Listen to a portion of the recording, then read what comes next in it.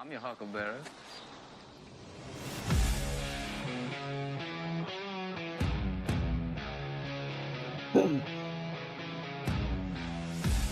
This is the Smoking Guns Podcast. No G with a Z. POD Smoking Guns Podcast on a Victory Monday. It's been so long since we've been able to celebrate a Victory Monday, but we have one now. Yeah. This is the Smoking Guns Podcast. We're a podcast about football in San Antonio, specifically the football played by the San Antonio Gunslingers of the Indoor Football League. I am Philip Higginbotham. I'm one of your hosts for the Smoking Guns Podcast. I'm joined, as always, by my good friends, Leonardo Yamas. What's up, Smoking Guns Posse? Victory Monday. Yes. And R.C. Woods. Hello, beautiful people. James Palmer, Victory Monday, and no one was fired. Not true. Not true. Since the last time we were here, we have seen somebody leave. We'll talk a little bit about that tonight. There was somebody that was a gunslinger last time we talked to you here on the show. That is not a gunslinger anymore. Missions Highlighter, Guns Up, 7 Up. Good to see you. Holly, I shouted you and Jason out on the broadcast. Make sure you go back and watch it. You guys were holding up your defense right near the end of the game, and I shouted you guys out on the broadcast. Make sure you catch that. I try to shout out anybody I can if you guys run up on the camera. So there's Jason. He says, thanks for the shout out. You bet, bud. It's a victory. It's a win, and it was an exciting win. It was the way indoor football should be. It was an exciting last-minute win. Both teams scored it was 34-39 with 1 minute left in the game, and it ended 49-48. That's the way indoor football looks sometimes, and that's what's exciting about indoor football. Let's talk about it. You're none of you are wearing the best jersey ever made. I cannot believe it.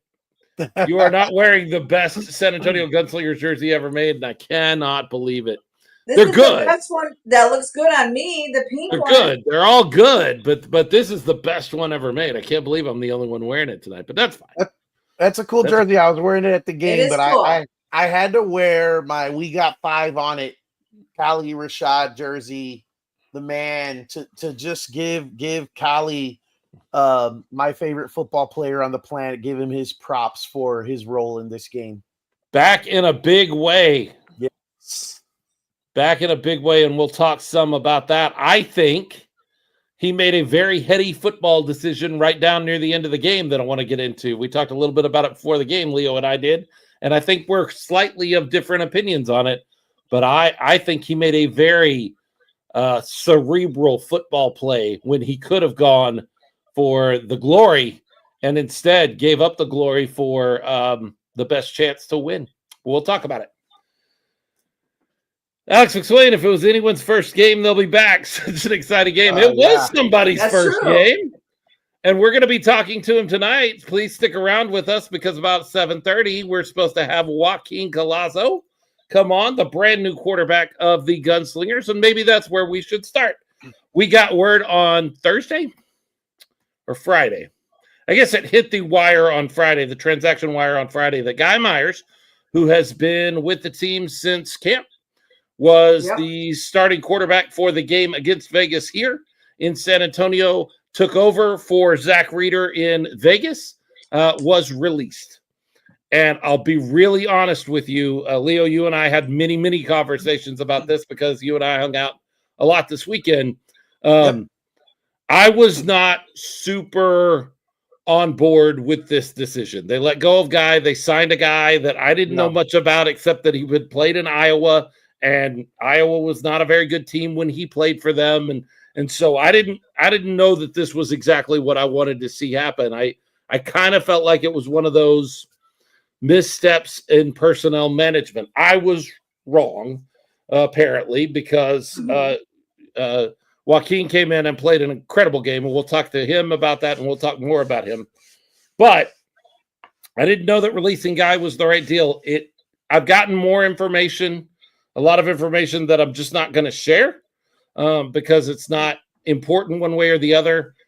But suffices to say, much like some of the other decisions that have been made this season, this was probably the best move for the team as a whole. Probably the best move for Guy himself too. Yeah, and that's the thing. Like, Guy has an opportunity now. It seems like he was not going to get the opportunity that he felt like he deserved. And so he gets an opportunity now to go out and find that. And my advice, and I know we have some Guy fans on here, and I know we have some Guy folks that are upset that he was released. My advice to Guy would be prove us wrong, prove the Gunslingers, like I made the decision, prove the Gunslingers wrong. Like, go out there, find the team that you're going to catch on with, and then the next time you see the Gunslingers across the field, absolutely destroy them. I'll give you an example of this. I'm a huge hockey fan. Hockey's a big thing right now. We're right in the midst of the playoffs. The Dallas Stars, my team, have a new player that they traded for mid-season. His name is Mikko Rantanen. He is incredible. He is an incredible player. He was playing in Colorado at the beginning of the season. Colorado already has several big-name players. They did not know if they could afford a third big-name player, and so they traded him. They traded him to Carolina. Carolina eventually traded him to Dallas. When Dallas played Colorado in the playoffs, they played in the first round, and Mikko Rantanen made them sorry that they ever let him go. He had 2 hat tricks in the game, in those 7 games. He was the reason Dallas advanced beyond Colorado. No doubt. Had he been on Colorado instead of Dallas, Colorado would be in the playoffs right now, and Dallas would be sitting at home. As it stands, it's the other way around. That's the kind of thing that Guy needs to do. If he wants to be that player, go catch on with that other team, and the next time you see the Gunslingers, make sure they know they made a mistake. That's the opportunity you have. But from everything I've heard at this point, this was the best thing for Guy and for the team, was to move on. Do we know if he went to another team yet? I haven't seen anything yet, but most transactions do not get reported until Wednesday, Thursday, maybe even Friday. So we may not know anything on the transaction wire until then. I would imagine he'll have an opportunity soon. You know, we wish him well. I'm going to stop short of Philip's wishes and stop short on the, absolutely destroy the Gunslingers part.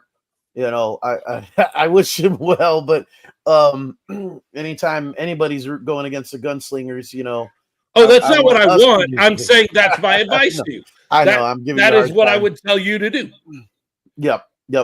And we wish him the best. He definitely plays with a lot of heart and a lot of passion, and teams will notice that. Will note as well as the skill set. It just was not a fit. No. You mentioned there's other things going on in the background that we won't talk about here. We're not firsthand experience, witnesses of anything or experience of it. So we will just talk about what we know, and it wasn't a good fit for the offensive scheme or what Coach Fuller and the staff wants to do with this offense. Obviously, didn't look like it was the right fit for him or for us, and so everybody moves on, and that's the way those things should work. I was always expecting for the brothers to kind of do like this massive connection, and I loved all these.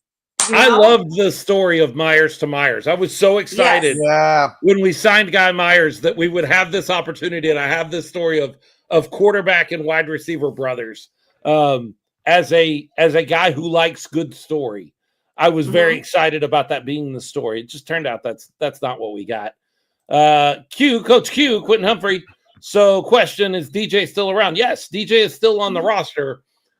The problem now becomes we have one more elite wide receiver than we can field. And so we have to figure out how we're going to work this rotation. And that meant that this last game, I think DJ got left out of the active roster. And so we have Naquan, Glenn Gibbons, Kylie Rashad, Austin Upshaw, DJ Myers, and you're really only going to field 4 of those guys. And so this time out, it was DJ. I'm sure the rotation will work where it will be Austin Upshaw or somebody else. I don't know. I don't know how the coaching staff's going to deal with that, but we have that problem right now where we have 5 really good players and 4 slots that we can do something with. So we'll have to see how that works out. Weston says, I love Guy, and I've talked to him and encouraged him to keep pushing. God will open the right door for him. I'm excited to see what Collazo brings to the team. And that's where we want to go next. Joaquin Collazo started this season in Iowa and looked okay. Not great. Played 3 games for them. They ended up going a different direction on quarterback because it didn't feel like a good fit for them. They released him officially on the 5th, May 5th. And he signed with us 9 days later, and then started on Saturday night. And I was impressed. Yeah, thank you, Iowa. For a guy who has only spent a few days with his offensive teammates, he wasn't perfect, but he was very good and good enough to win the game, good enough to lead the look. The Gunslingers, in a way, had no business winning this game. There was a point, and if you watch the broadcast, you know that this was an important thing for me. 6 minutes left in the second quarter. We were down 2 possessions already, and then we gave up the ball on a turnover on downs. And I will be honest with you, as a fan, I thought it was over at that point. I thought this is going to be another Vegas. Like we're about to get run out of our own building here. If they walk down the field and score on this possession and put us 3 possessions behind at midway through the second quarter before we get to halftime, and they get the ball first in the third quarter, we're cooked. Yeah, I mean they really in a lot of ways they had no business winning this game. They fought back, and a part of that fight back was Joaquin Collazo. So, you know, his numbers were incredible. 7 touchdowns, 1 interception. I don't like interceptions. I don't like interceptions, and I don't like fumbles. I will take 2 turnovers if it leads to 7 touchdowns any day of the week. I agree. I'll take that trade.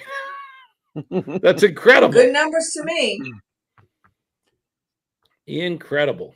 Yeah, a very impressive outing for Collazo, only being with the team for a couple of days, not having a lot of time to gel with his receivers, get any kind of rhythm with those guys.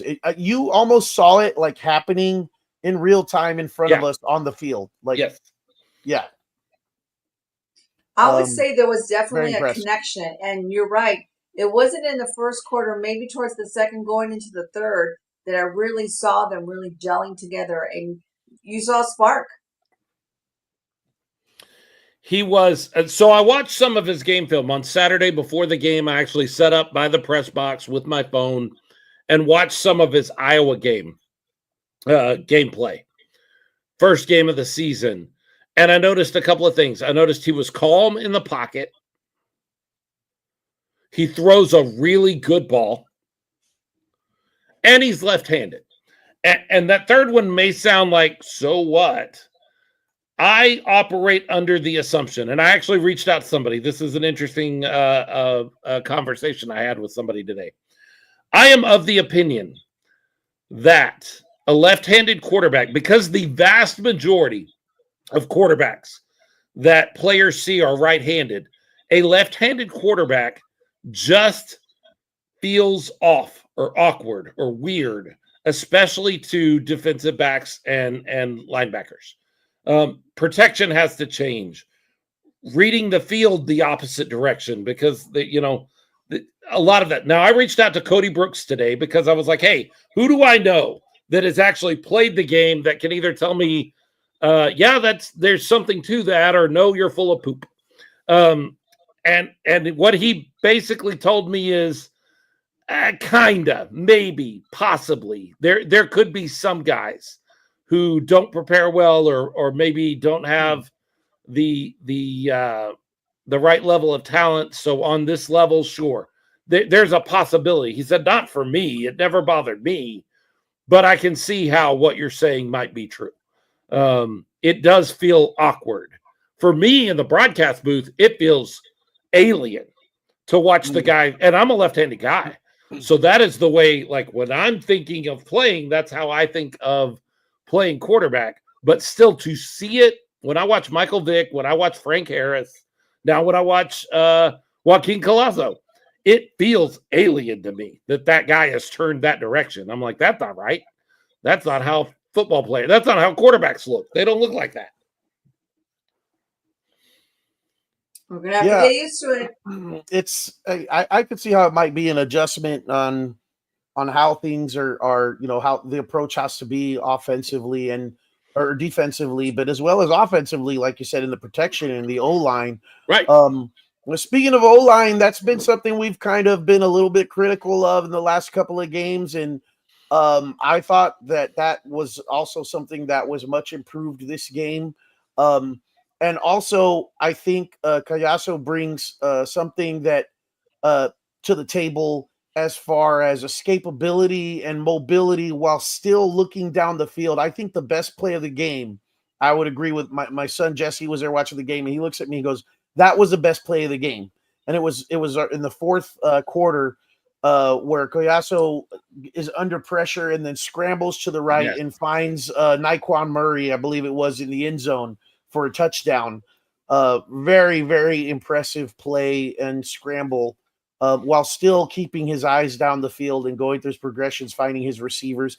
I mean, doing all of that and being able to do that with a brand new team, brand new receivers.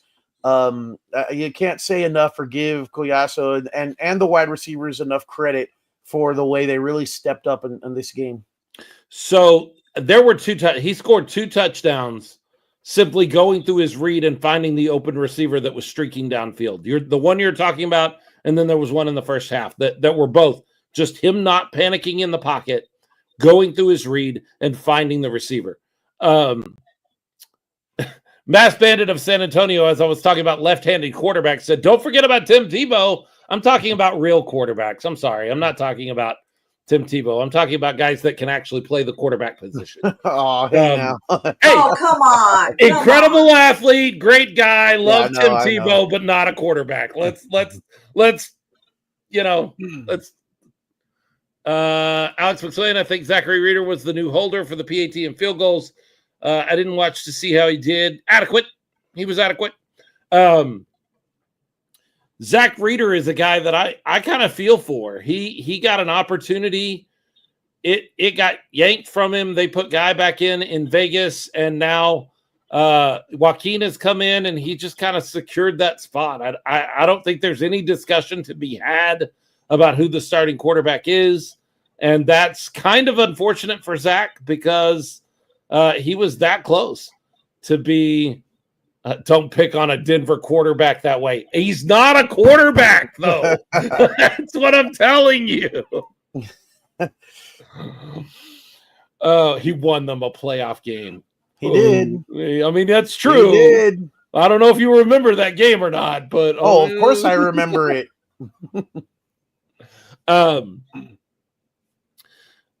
I was impressed, and I am very much like Alex. Alex McSwain says, excited to see what another week of practice will do. Yes, that's the key I walk away with. Was he perfect? No. Even Quentin Humphrey said he felt like it was a little sloppy. I wouldn't go so far as that, but I'm not a coach, so whatever. But with an extra week to get to know these guys, with extra time to begin to gel with these guys, that's incredible. Jaden, how about the interception for Duck? What's great about the interception that Duck got is he had 2 of them before that in his hands, and he was so mad at himself that he didn't come down with either of those. Yeah, when he finally got one, I felt so good for him. I went and found him after the game, and I said, I'm so glad you got one because you were so mad at yourself on those other 2. I'm so glad that you got one. And he was. Joaquin has given us hope. Yes. Yes. Yes, he has. And the rest of the players feed off of that, even on the defense. Yes. Certainly. You know, Certainly. Duck, like you say, finally getting his interception, and then the heads up play to lateral the ball before it was out, so we get that big return out of it. Very much. Yeah. You know, Duck.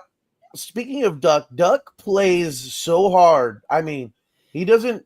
You know, the wall doesn't bother him. You know, diving into the opposing team's bench to try and, you know, defend a pass or make a play doesn't bother him. I mean, there's so many times that I've seen him just, you know, be relentless and reckless with his body. And I worry about, like, you know, is he getting up? Is he okay? And we had a moment like that in this game, and he just always seems to bounce back and just come back just as hard, you know, twice as hard. You gotta give it to Duck. Great player, great defender, and you could see a lot of energy on the field this game that just has been lacking in the past. You could feel it in the atmosphere. The crowd fed off of it. The crowd was certainly louder than it's been in quite some time. Yes. Even though the small numbers, I think this might be the smallest crowd we've had so far this season, home crowd. But man, was it loud and was it rowdy, and everybody, I mean, everyone was at the edge of their seats or standing up and making noise, and all the way to the end. It was a great atmosphere. Alex McSwain said, speaking of mad at himself, I'm glad the Gunslingers won because Tyler Huddle was beating himself up on that last kickoff. Yeah, that was a mistake. That was a mistake that I was just, he's so good at that worm burner kind of kick that goes along the ground and ends up being available for a ruse, which we got another one of those, the third one of the season in this game, which we won by 1 point, and Tyler Huddle got a ruse. Like, when you do the math, that became so important to the rest of this. But he's so good at that. And then to see him when that's exactly the play there, is kick it along the ground, get that clock started, pin them back as far as you can, and it just sails out of bounds over the wall. They get no time goes off the clock. They get the ball at the 20, and they've got a kicker that can hurt you, and ends up kicking the field goal that ties the game. It just like a secret weapon. So big misstep. So 2 points I'm going to make on that, in that line of thought. One, I'm certain you couldn't hear it up there, but as you said, Huddle is so good at those line drive kind of bounce squib kicks that towards the end of the game, I think we started in the fourth quarter, maybe late third. Instead of chanting deuce when he's getting ready to kick off, down in the end zone, the party zone where I'm at, we weren't saying deuce anymore. We were going rouge, rouge, rouge, rouge. But I'm like, I'm sure people on the other side of the stadium or up in the stands, they think we're saying deuce, you know, because that's the normal chant. But we had just like, okay, that's just not a part of the strategy, a part of the game, that the game plan they have for Huddle. So fine, we'll just root for the rouge now every time. So that was part one. Part two, obviously San Diego has bought into the take the points when you can and kick the field goal. And so much of that is because of who they have at kicker. Yes. Ernesto Lacayo is an incredible kicker. Yes. Right. Yes. But there was an opportunity. I'm just going to lay in this again just the last time. There was an opportunity in the first half, 4th and 2, I believe, on that side of the field, where we went for it in the first quarter and could have cut the deficit from 9 points to 6, I think at the time, something like that. And we decided to go for it and failed. And then that was when we were in danger of going down multiple possessions. And I was like, yet another opportunity that I thought we should have taken the points and kicked the field goal. But I'll go ahead and stop beating that dead horse after that comment. Man. And then, hey, if they make that kick, guess what? There's no overtime.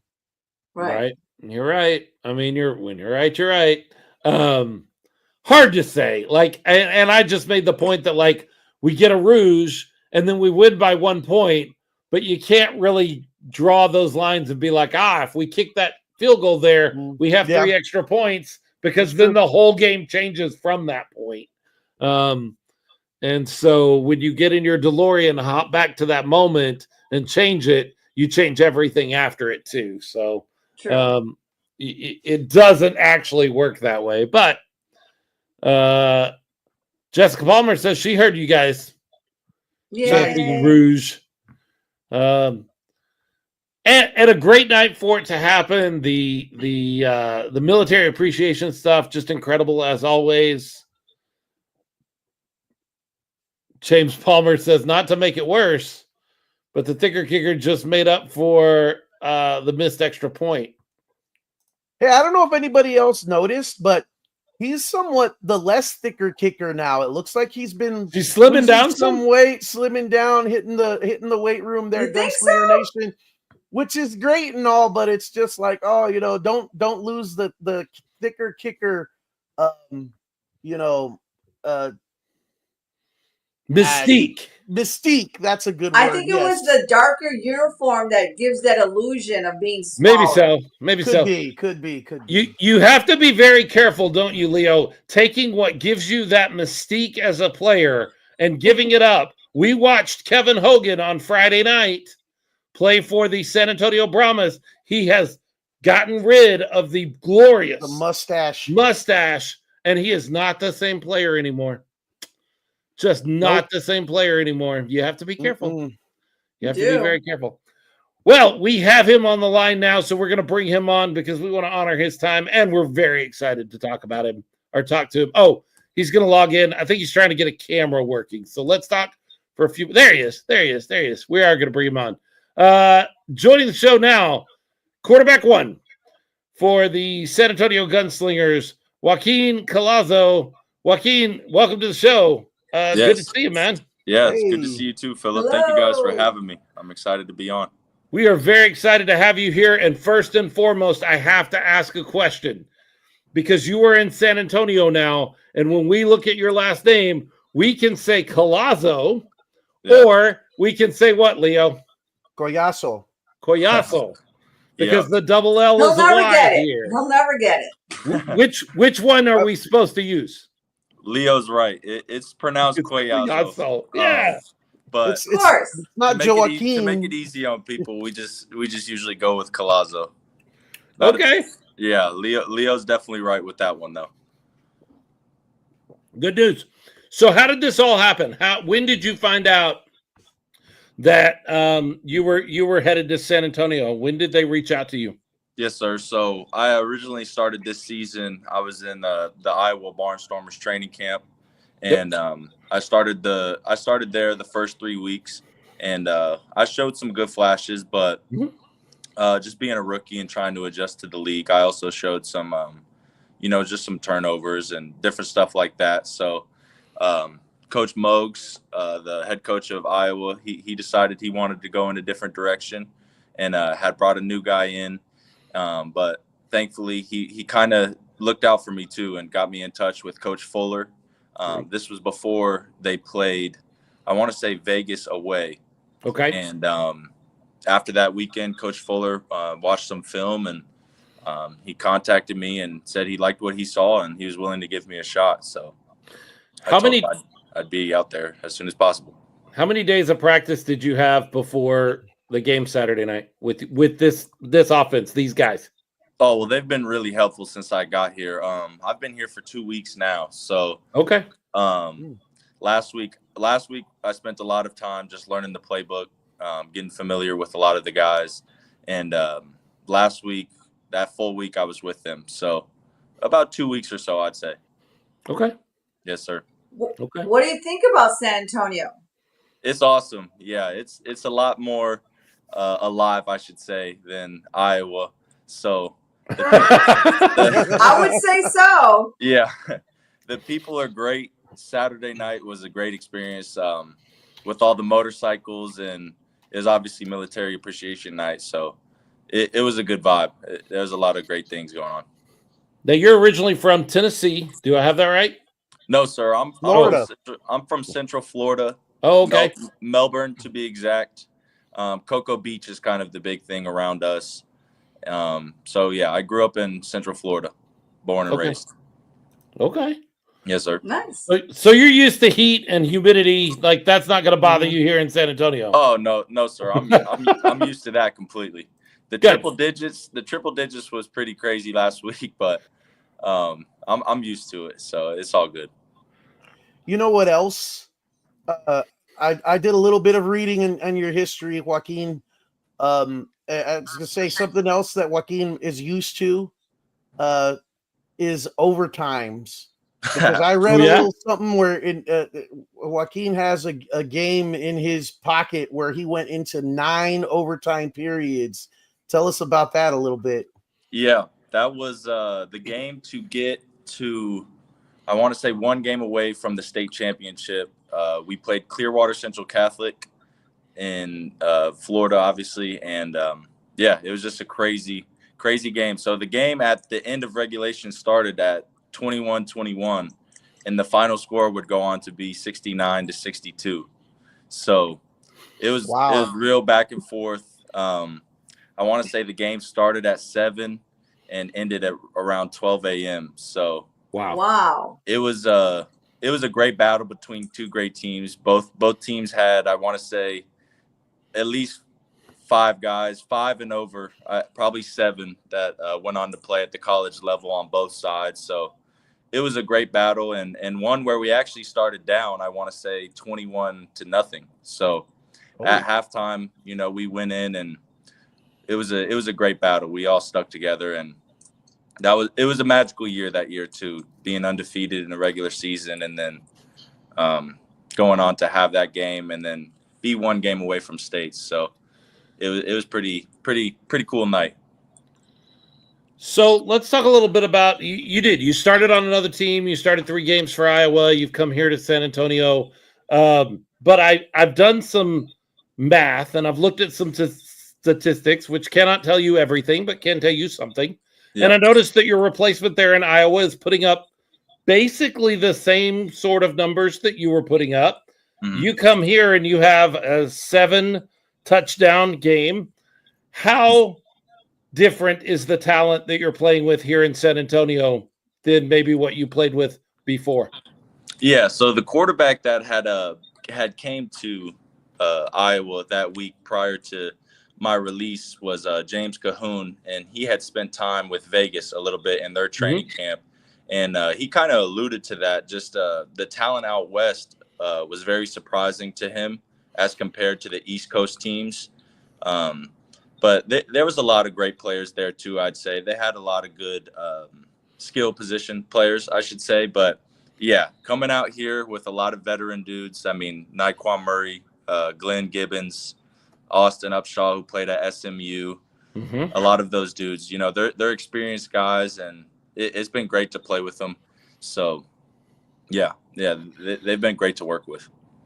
You seem a bit more calm in the pocket than a lot of quarterbacks on this level. As I watch your film, that's one thing that jumped out to me right away, was that you are calm in the pocket where some other guys begin to panic after 2 or 3 seconds. What is that? What do you attribute that to? Because it's not just guys we've had here in San Antonio. I watch most of these games, and you seem like you're just at home in the pocket and you're going to go through your reads and find the guy. What do you attribute that to? Yes, sir. I appreciate that. Now, there's been times, too, where I haven't been that calm in the pocket, but I think it just goes to the preparation throughout the week, film study. I felt really good about the game plan and going into that game.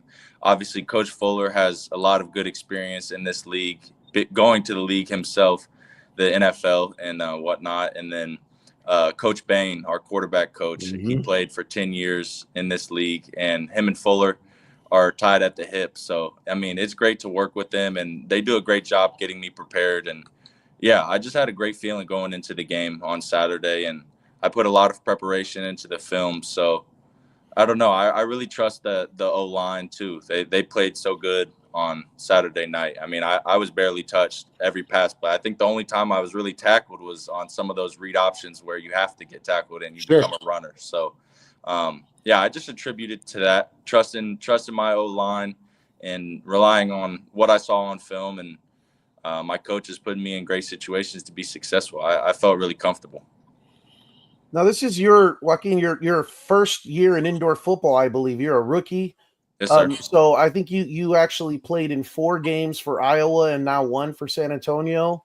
So you're only 5 games in and displaying a level of comfort with the speed of the game that we don't, like, as Philip said, we don't see clearly very often. How have you adjusted to the speed of the indoor game compared, to coming up in high school in your collegiate career with the outdoor game? Yeah, so I love the game of football. So I would call myself a film junkie. So when I got the opportunity to go to Iowa, I would say I spent at least 2 months leading up to March just watching different games, kind of the differences. Obviously, like you alluded to, the field size and whatnot. And one thing I noticed on a lot of the great quarterbacks in this league, how they play, was their quick game footwork. A lot of times in outdoors, you can kind of get a real drop back and maybe take a 3-step drop with a hitch. But in this game, if you take a 3-step drop with a hitch, a lot of times those windows are going to close pretty fast. Right. And like they say, those windows don't move much. So, the walls aren't going to move. No. So, that's one thing I incorporated to my game, I would say, just coming over here to the indoor league, was that everything is essentially going to be quick game footwork, where you're catching and looking to throw and just getting maybe just a way shorter drop. So that's one thing, just watching that film and putting that into my game and knowing that everything is going to be way quicker. The windows are smaller. So just the quick game footwork, I'd say, is a big piece I took away from watching. Well, and you can see that in your game. I didn't really put it together until you start talking about footwork, but I noticed a couple of times during the game. Now, I'm one of the broadcast guys. Ralph and I are up there in the top, and we get to talk about you guys in real time. I noticed as you drop back, when you set up in the pocket, you do have a little bit of, I don't want to call them happy feet because people think that's a negative term, but you're not going to let your feet get stuck to the ground either. You are very mobile on your feet or on the balls of your feet the whole time. Is that kind of what you're talking about there?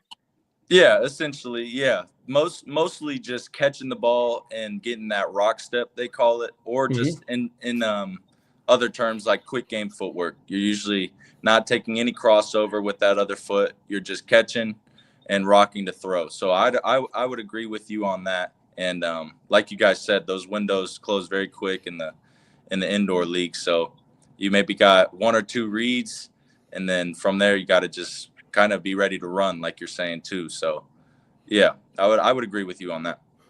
You had a rough time. Go ahead, Arcee. Joaquin, in your football career, who has been your role model thus far? Role model. So my uncle, actually, funny enough, was a left-handed quarterback as well, in the family. And I just grew up in a football family as well, I would say. My grandpa was always around the game, coaching at local high schools, spent some time in the college programs as well. We had a Division II program named Florida Tech, and they're still a school, obviously, but they got rid of their football program for some reason, and I want to say 2019 or so. So he was a equipment manager there, and I would just always go with him during those times to local high schools and just be around the locker room and whatnot. And I always loved the game of football, so I attribute that to them, just growing up kind of in a football family around it. And then obviously when you love the game, you just watch it more and more on television. So your typical quarterbacks, Tom Brady, Peyton Manning, Drew Brees, all of those guys, just has your love for the game grow even more. So role models, though, probably I would keep it in the family and say my family kind of molded that path for me, I would say. And we just have a football background. So I would say probably my uncle, role model. And what's your uncle's name? His name is Mike Carney. Yes, he went on to pitch. He was a baseball player too, a pitcher, and he chose to pitch at the Division I level at Florida Atlantic University. So we're two lefties, and I kind of got into the game when I was real young, and being that my family was also involved in different ways, I think that's where my love for it came. Well, thanks for sharing. Yeah. So you had a rough start there in Iowa. You come here and you get the start. The new guy kind of on the roster, you get the start. Your first opportunity, you move down the field, and then snap exchange just doesn't go the way you want it to, and it winds up being a fumble. At that point, is there any fear? Fear is not the right word. Is there any concern in you that goes, oh no, this can't start happening to me again? No, definitely. You're going to have all those emotions running. And that play was definitely on me. That's what we call on a read option when we're reading that backside DN. It's the what should I say? The motto or the mantra for that is when in doubt, give the ball. And that was one of those things where the DN was kind of halfway crashing to take the running back, I should say, and also playing good enough to be able to be there for the tackle had I kept it. So it was just one of those things where when in doubt, got to give the ball. And we have a great running back in Harper, so I should have just let him have that one. So probably just pulled that one a little too late. But, yeah, for the first drive of the game, first time with the new team, I was like, this is not the way, I envisioned things going right off the bat. But,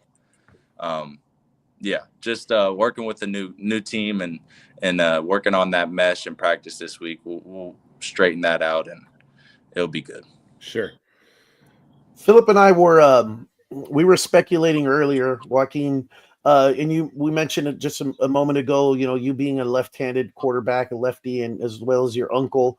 Does that change things for others around you on the football field? Like, does that change the offensive line at all, or the way the defense approaches the play to defend? Is there anything that you being a lefty that you think might change the approach of both the offense or the defense? Oh, I think it definitely plays a role. I don't know as much as for the O linemen, but I've heard for receivers, obviously the spin of the ball is just opposite from a righty, and obviously there's a lot more righties in the world than lefties. So I think the spin of the ball, and I never really noticed it either until during my college experience, I had some quarterbacks who were lefties. So just warming up with them, you really see how different it can be, that spin of the ball.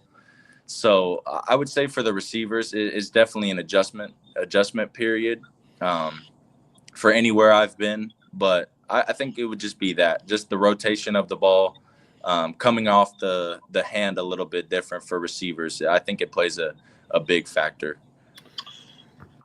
Weston. So Joaquin, we noticed your footwork earlier. We mentioned it. Do you think you attribute that to the cumbia or the two-stepping? I'm not sure. I don't think I have too many dance moves. Oh, okay. I think, I would say just consistent reps at it, just practicing over and over and understanding the difference between a full drop back pass or just quick game footwork, like I mentioned earlier. I wouldn't say two-step or the other word you said. Cumbia. You don't know what a cumbia is? No, the salsa. No, okay. He got here 2 weeks ago. We'll have to introduce you. We have to do a quick quiz here. Yeah, you'll have to catch me up to speed before. I will catch you up to speed. All the dance moves. Yeah. Weston from the Gunslingers wrote me a book here. He's got 2 questions in here. I'll ask you the first one first, and then we'll come back to the second one. What kind of pressure did you feel coming into a team being the 4th quarterback starter of the season? Pressure. I think you feel it maybe a little bit, but I put it more on myself as a competitor. I just want to prove, the coaches that believed in me and, really just the coaches who believed in me and my teammates. I want to be that guy for them. So of course there's pressure, but football, there's a lot of people out there. So it's obviously one of the most team games that you can play. So I kind of just kept telling myself that, there's other guys out there that have to do their job as well. Obviously, quarterback is a big role in that, but with football, there's so many guys that have to do their job, and that's what makes it the most team game, in the world, I'd say. So pressure, of course, you're going to have some, but really just wanting to be that quarterback and that player that they brought me here for. I think that's what I was really trying to buy into, and proving the coaches right that gave me the opportunity. So yes, there's some pressure, but it's more just wanting to prove the guys right and be that guy for them. Weston also says, with a few days to build chemistry, it seems like you had a great connection with a lot of the guys, especially Nooney. Did the team embrace you with open arms? Were they excited to work with you? Was there some hesitation as you walked into the building as the new guy? How did that go? Yeah, I think there's always going to be, some looming questions around, bringing a new guy in. And, until the bullets start flying, I don't think you can see really what a guy can do. I guess that's a way to put it. So they were very welcoming. Everybody's been really awesome this whole process. I think being that we're on the pro level, we understand also that a lot of times guys can come in and out too. So I think a lot of people can put themselves even in my shoes, like I would put myself in someone else's shoes coming into a new team and having to meet new people and come to a new state and whatnot. So they were really helpful. And I think in practice and just being around good players obviously helps. Naquan Nooney is a great player, and it's been great to work with him, and it was awesome on Saturday night. Alex McSwain on Facebook asks, what do you think of Gunslinger Nation? What do you think of that building and that facility?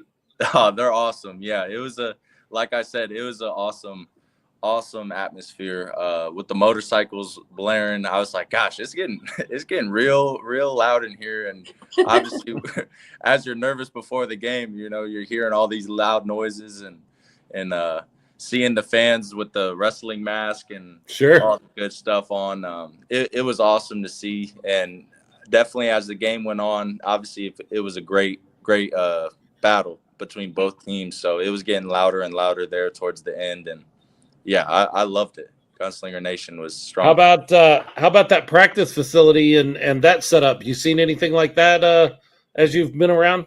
No. I keep telling the guys how blessed we are, to have a place like that to come in and work. In Iowa, it was kind of a struggle. A lot of times we were driving to different sports complexes around the state, or not the state of Iowa, I should say, just Des Moines. Right. Just driving to different places in Des Moines to just get practice in. And, we didn't have any place to meet or even, a weight room to work out in. So it's been great to come here and have all those things at your disposal to really try and become the best version you can be of yourself. So, I love it. And the practice field is obviously regulation size. That was another thing too. At some of these sports complexes, the fields are like soccer field long, right? And even smaller at times. So there would be times where we're throwing deep balls and we can't even really get a feel for it. You're making the right read and throwing the ball, but it's going into a net and the receiver can't even finish his route. So it was kind of hard, I would say, to gain that confidence going into a game sometimes because you're not even seeing the ball being complete.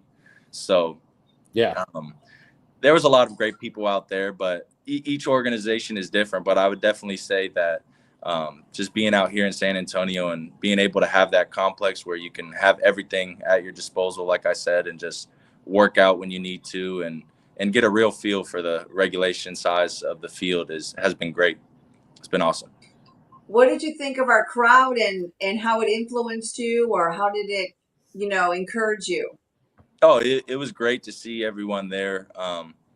It was just a great experience all around. I didn't really obviously get to meet anyone until after the game, but everybody was obviously very welcoming after. And, I just want want to keep being the quarterback for this team that can lead us to victories, because things can change, obviously, if your performance is not as strong. So, yeah, everybody was very welcoming, and it was a great environment, like I said.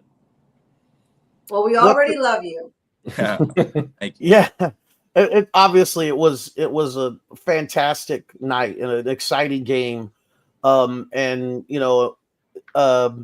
there was a feeling in that atmosphere in that crowd that we just hadn't experienced in a while. There's been some struggles this year. What do you have to say to the San Antonio fan base as far as what your goals are, what you want to do for this San Antonio Gunslingers fan base moving forward in the season? Oh, well, obviously, first of all, we appreciate the support. I know everybody on the team loves when we have that home field advantage and can rely on the crowd, bringing a lot of noise and a lot of good energy. So we appreciate them for that. But, yeah, I just want to continue to be the guy that they brought me here for, just proving Coach Fuller right for bringing me in and giving me the opportunity, and just wanting to continue to be that piece for the team. I think that's the best thing I can do, and I owe it to them to just continue to put in the work, and wherever the chips fall, we can go from there. But obviously that starts, today, starting to prepare for Bay Area, and just wanting to be that piece of consistency. I think that's what I want to bring for the San Antonio fan base, but just want to prove it to my teammates and my coaches first.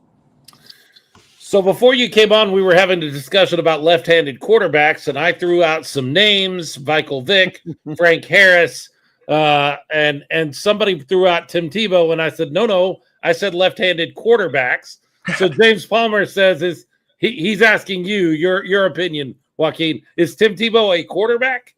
Oh, well, me being a Florida Gator fan, I'm going to say yes. Okay. Tim Tebow, all right. Good answer. I saw that coming. But Yeah. I see where you're coming from, Philip. He was more of almost a fullback tight end with a pretty good arm. I think if he'd have come into the league and said, just put me where I can be most valuable to the team, he would have been a Taysom Hill kind of guy. He'd still be playing. Because he was insistent on being a quarterback, I think that's what spelled the end of his career. That's a great guy, great player, incredibly athletic, but not a quarterback in my opinion. Right. That's a fair take too. He may have been just a couple of years early because, like you said, Taysom Hill had come along, and he's a Swiss Army knife now. So I see where you're coming from on that, but just the intangible factors that he brought, and obviously can't deny the stats being in the SEC. So right. I would have to categorize him as a quarterback still. Okay, so you're a Florida Gators guy. NFL, do you have a team? If I had to pick, I have family in Colorado, so I would have to say the Denver Broncos. Yes! There you go, Leo! Yeah! Is that your team, High five, Leo? brother. High five. That is my team. Boom. Me and we love the Denver Broncos, diehard Broncos fans since I was a kid. Also, the Masked Bandit of San Antonio, the wrestling mask guy, he's a big Broncos fan as well. So I'm sure you just made him a little excited as well. Yeah, that's awesome. I have to talk with him on that. But yeah, Leo, I'm with you on that. We had a great year last year. Bo Nix, Sean Payton. Oh man, can't go wrong with Sean Payton, especially play calling wise. So yeah, if I had to pick, I'd probably say the Broncos. Outside of football, what's your favorite sport? Do you have one? Are you really even interested in any of that? Yeah, so I grew up playing all three. I respect all the crafts of each sport. Basketball and baseball, I think, are the main three that everyone thinks about just outside of football, at least for me.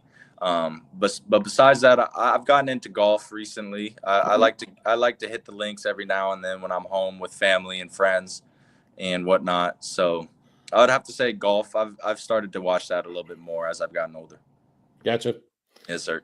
3 sports. What's your top song in you your don't playlist? mention hockey.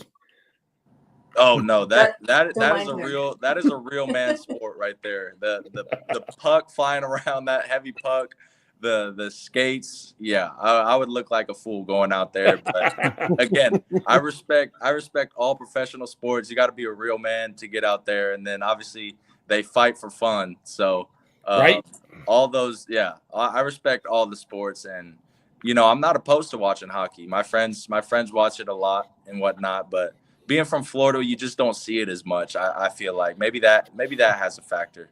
And being out in Texas, I guess you may not see it as much either, but I definitely respect the hockey. Sure, hockey games. sure. Go ahead, RC. You got a great question there.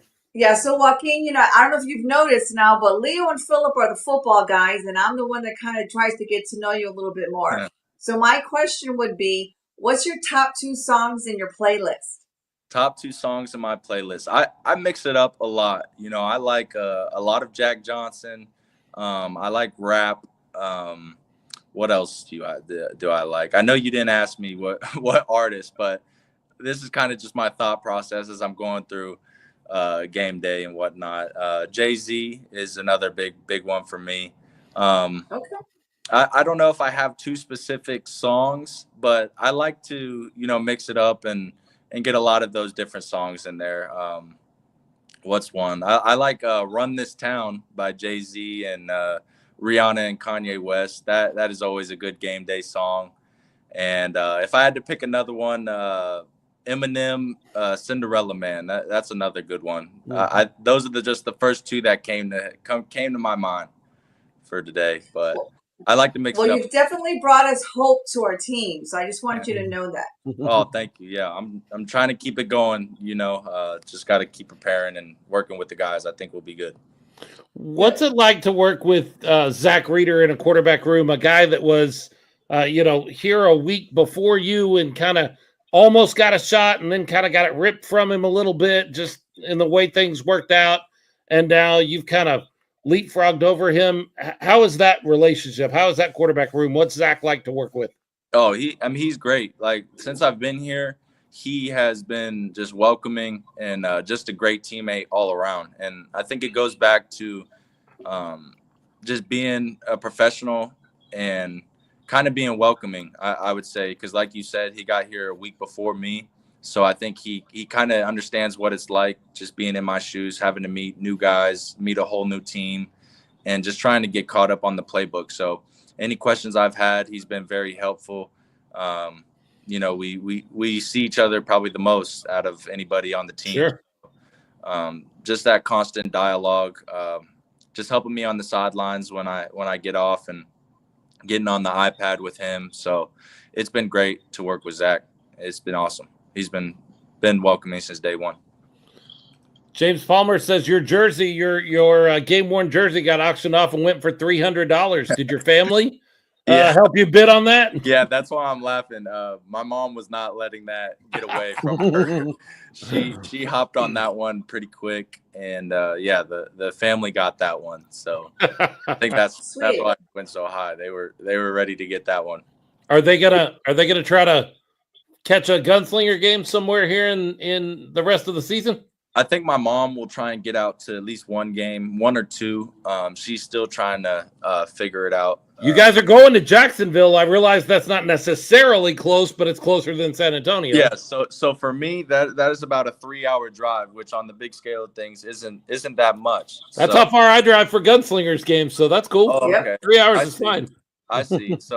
So yeah, I think there'll definitely be a lot of them at that Jacksonville game. Sure. And yeah, I think that's the one that I'll have a lot of family out, obviously. But as far as family in San Antonio, I think my mom is definitely going to get out to one game before the season's over. Look, just between you and me, nobody else is listening right now. We really need you to beat Jacksonville because they were with us in the NAL. They came over with us. It's kind of just a personal thing between us and some other podcasts and stuff. So just between you and I, we really need you to beat Jacksonville. All right. Yep. It's a little bit of that unspoken rivalry. There's some Yes. underlying rivalry there. Yeah, absolutely. Yeah. Raul Nava asks, how is it learning from Jonathan Bain? How do you work with John? Man, he's been awesome. Like I said, since day one, just hopping on the phone with him that week that I was home just before coming up here, just been so welcoming and someone that I've been leaning on these past 2 weeks. Obviously, he does he does a great job just working with me, and being that he's played in this league for 10 years is just enough. That should tell you enough right there. Just everything from timing to understanding coverages. And he always preaches he just wants to be a guy we can lean on. And he wants it to go, obviously, just beyond just a coach-player relationship. Because I think he alluded to sometimes there's been some times in his career where he was obviously the player. And, yes, you're going to have times where the coach is coaching the player, but he wants to have that open dialogue with us where we can feel comfortable and we can come to him with any questions we have. No question is a bad question, he always says. So I'm looking forward to just continuing to work with him. It's been great. Great. So I can ask this, what was your favorite football movie? Favorite football movie? Oh, it's sad to say, but I am not the biggest movie guy. I don't know why that is, but I'm probably not the person to ask for this. And of course, my mind is going blank as I sit here and think about that. But probably Friday Night Lights. Okay. Yeah. There. If I had to pick, yeah, I've seen some parts of that. Obviously, I know they made the TV show off of it, but I've seen I've seen the original, and yeah, that is a great movie. Well, here you go. Here's the last one. It's one that RC usually asks. RC, I'm going to take it away from you. Missions Highlighter asked it for you. What's your favorite tacos? Normally we ask, what's your favorite breakfast taco? Yes. So I'm a big soft taco guy. Okay. Yeah. I don't know if that answers the question, but I like beef. I like chicken. But if I had to pick, I'd probably go beef soft tacos. Gotcha. Yes. From Florida and the other places you've been, I'm sure you're not 100% familiar with the whole breakfast taco theme that we love around here in South Texas. But believe me, you're gonna see it around. It's You'll gonna find out. Yeah. Something. Yeah, it sounds good. I'll be looking forward to it. It sounds great. It's really amazing to wake up in the morning and people throw all of this really incredible tasting food into a soft tortilla for you, and you get to eat it. It's probably the best thing in the world. I can't believe they don't have them all over the country by now, because it is an amazing way to wake up in the morning. I could get down with that. That sounds really good, and I'll be looking forward to that. Joaquin, what is the goal? When you come in, when you sign, when you get hooked up into the team, you come onto a team that's only got one win, 5 losses. You get to take the reins in the locker room amongst the team. What is the goal right now? What is the plan? Is it just, do what we can do? Or are you guys still thinking about playoffs and championships and any of that kind of stuff? Or is it just, man, we got to get this next one. We got to worry about what's in front of us right now. Yes, I think you said it best right there. We're just worried about what's next on the schedule. So this week, just going 1-0, and a lot of the guys today, just during our film session, preached, not getting complacent. Obviously the win is a great feeling, and that's what we chase after in this league. Obviously, is the wins.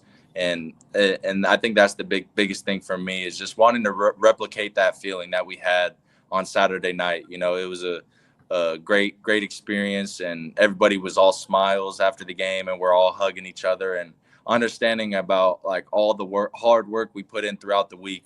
That paying off. That's the greatest feeling, I think, in our game, and especially as you continue to move up. So just this week we're preaching, not getting complacent, coming to work every day. And I think last week we had a great week of practice. So I think we replicate that again this week, and ultimately just going 1-0. That's what we want to do. If we can just keep going 1-0 and keep trusting each other, I think that will land us exactly where we want to be. Because if you look at the standings, the West is, it's going to shake out over these next couple weeks. For sure. A lot of them are playing each other. So I don't know exactly where we're at on the standings, but I don't think we're far off from that top spot. So, you never know what's going to happen when those teams start playing each other and everything. I think everything is still in front of us. So as long as we take care of our business and continue to go 1-0, I think we'll be just fine. We've had 3 different people while you've been talking recommend barbacoa with a big red. So write that down and get yourself a barbacoa taco and some big red to drink. Red. Barbacoa and big red. I don't know if he knows what Big Red is. It's a soda. It's I can't describe it to you. It's one of those things you just have to. I just have to experience it myself. It's like a cream soda without the cream flavor. I don't know. It's really hard to describe. It's just something you have to try. Liquefied gummy bears. Liquefied gummy bears. Oh well, I'm a big gummy bear fan. Actually, there you go. There you go. Oh, there you go. So barbacoa and Big Red. Barbacoa and Big Red. Hey, we got a thicker kicker, guys. Let's stop trying to make our quarterback.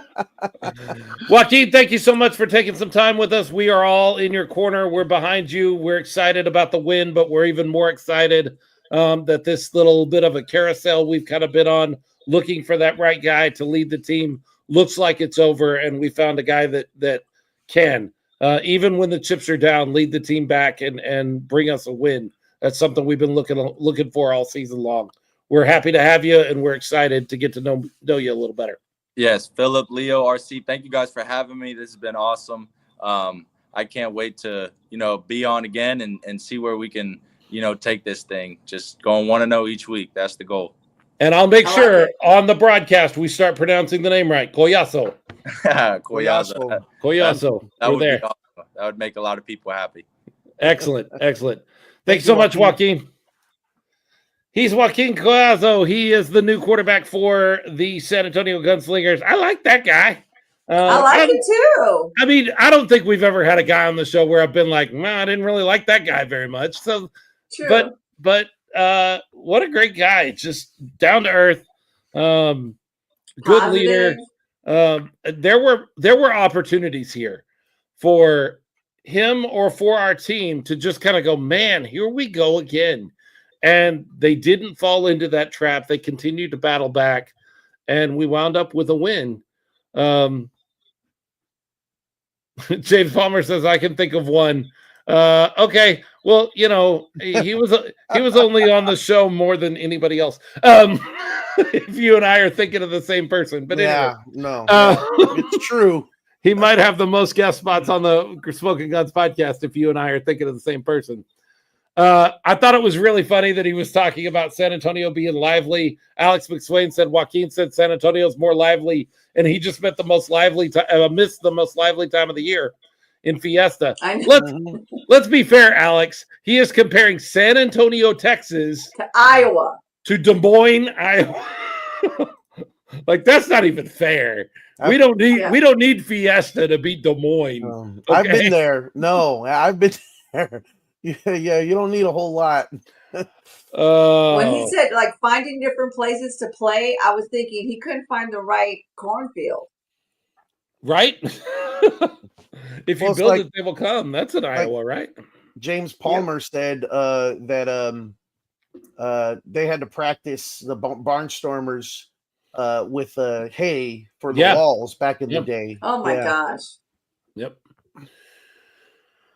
Oh. Joaquin Phoenix Collazo. We shall rise from the ashes. Love it.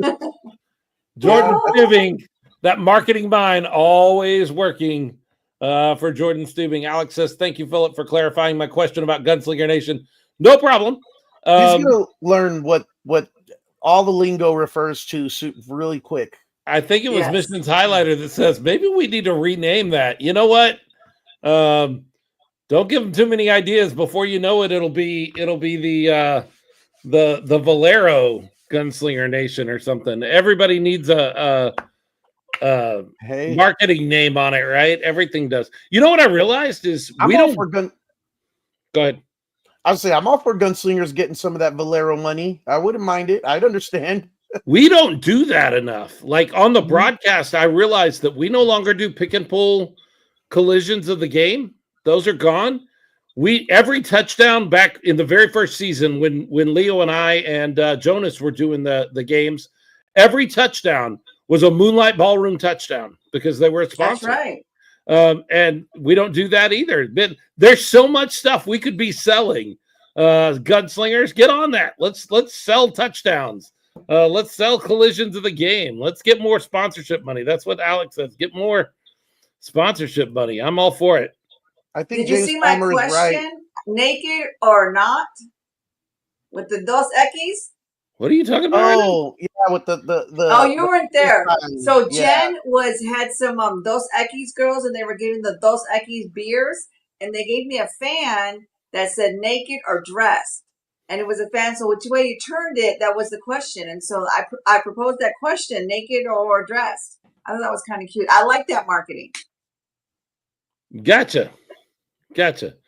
Currently, the facility sponsor is South Texas Spine and Surgical Hospital. You're right. And James Palmer also brought that up. So, correct. We should probably be giving them their due more often than we do. Looking through, you guys had a lot of comments, so I'm just going through, making sure we didn't miss too much here. No, great guy. Good to get to know him and get connected with him. And I'm excited about where we're going, you know? Yeah, I am too. Raul Nava, who was part of that original ownership group, we used to have to sell everything we could. We really needed the money back then.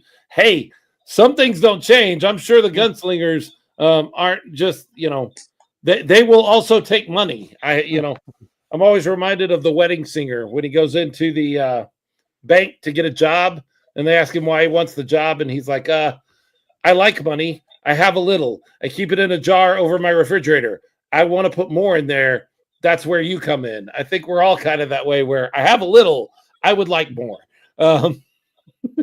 Jordan says, yes, True. we still do. We still need all of that money. So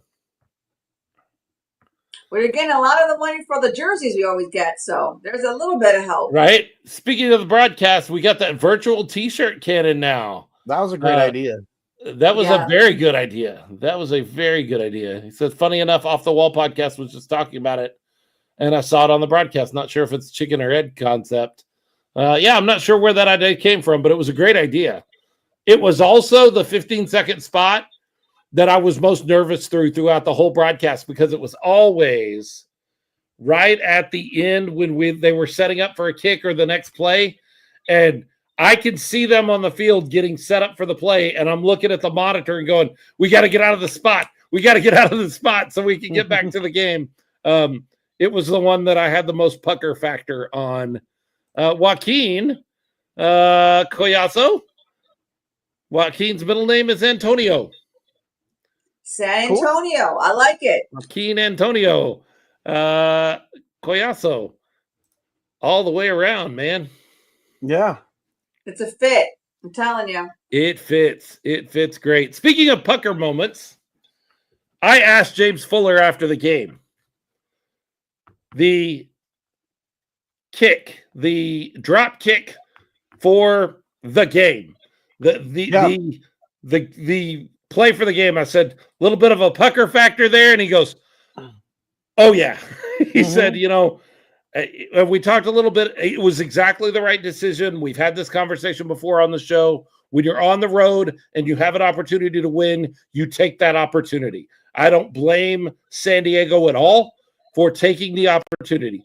Do you do the 2-point conversion? Do you do the drop kick? Whatever you do, you might as well try to win it all because you're on the road. And that's what the book says you do. You try to win the game. You don't try to tie it up and go to another overtime. I like the decision. It didn't work out for them.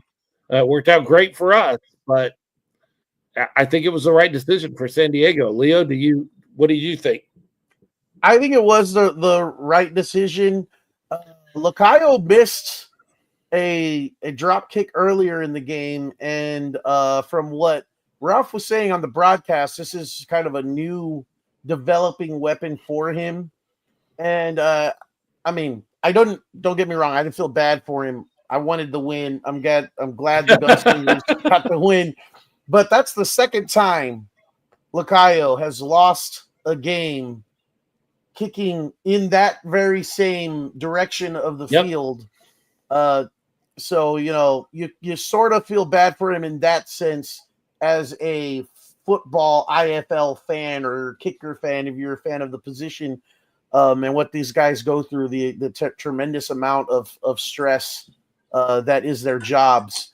But I might have gone for the 2-point conversion if I were them, rather than the drop kick and putting that pressure on Lacayo. But they had the confidence in him to do it, and he, failed miserably. So I don't know, miserably. I mean, he failed, but he failed. Is there a good way to fail? Here's what I thought was really interesting. Ernesto Lacayo and Tyler Huddle met on the field before the game, and they talked to each other as they were doing warm-up kicks for like 20 minutes.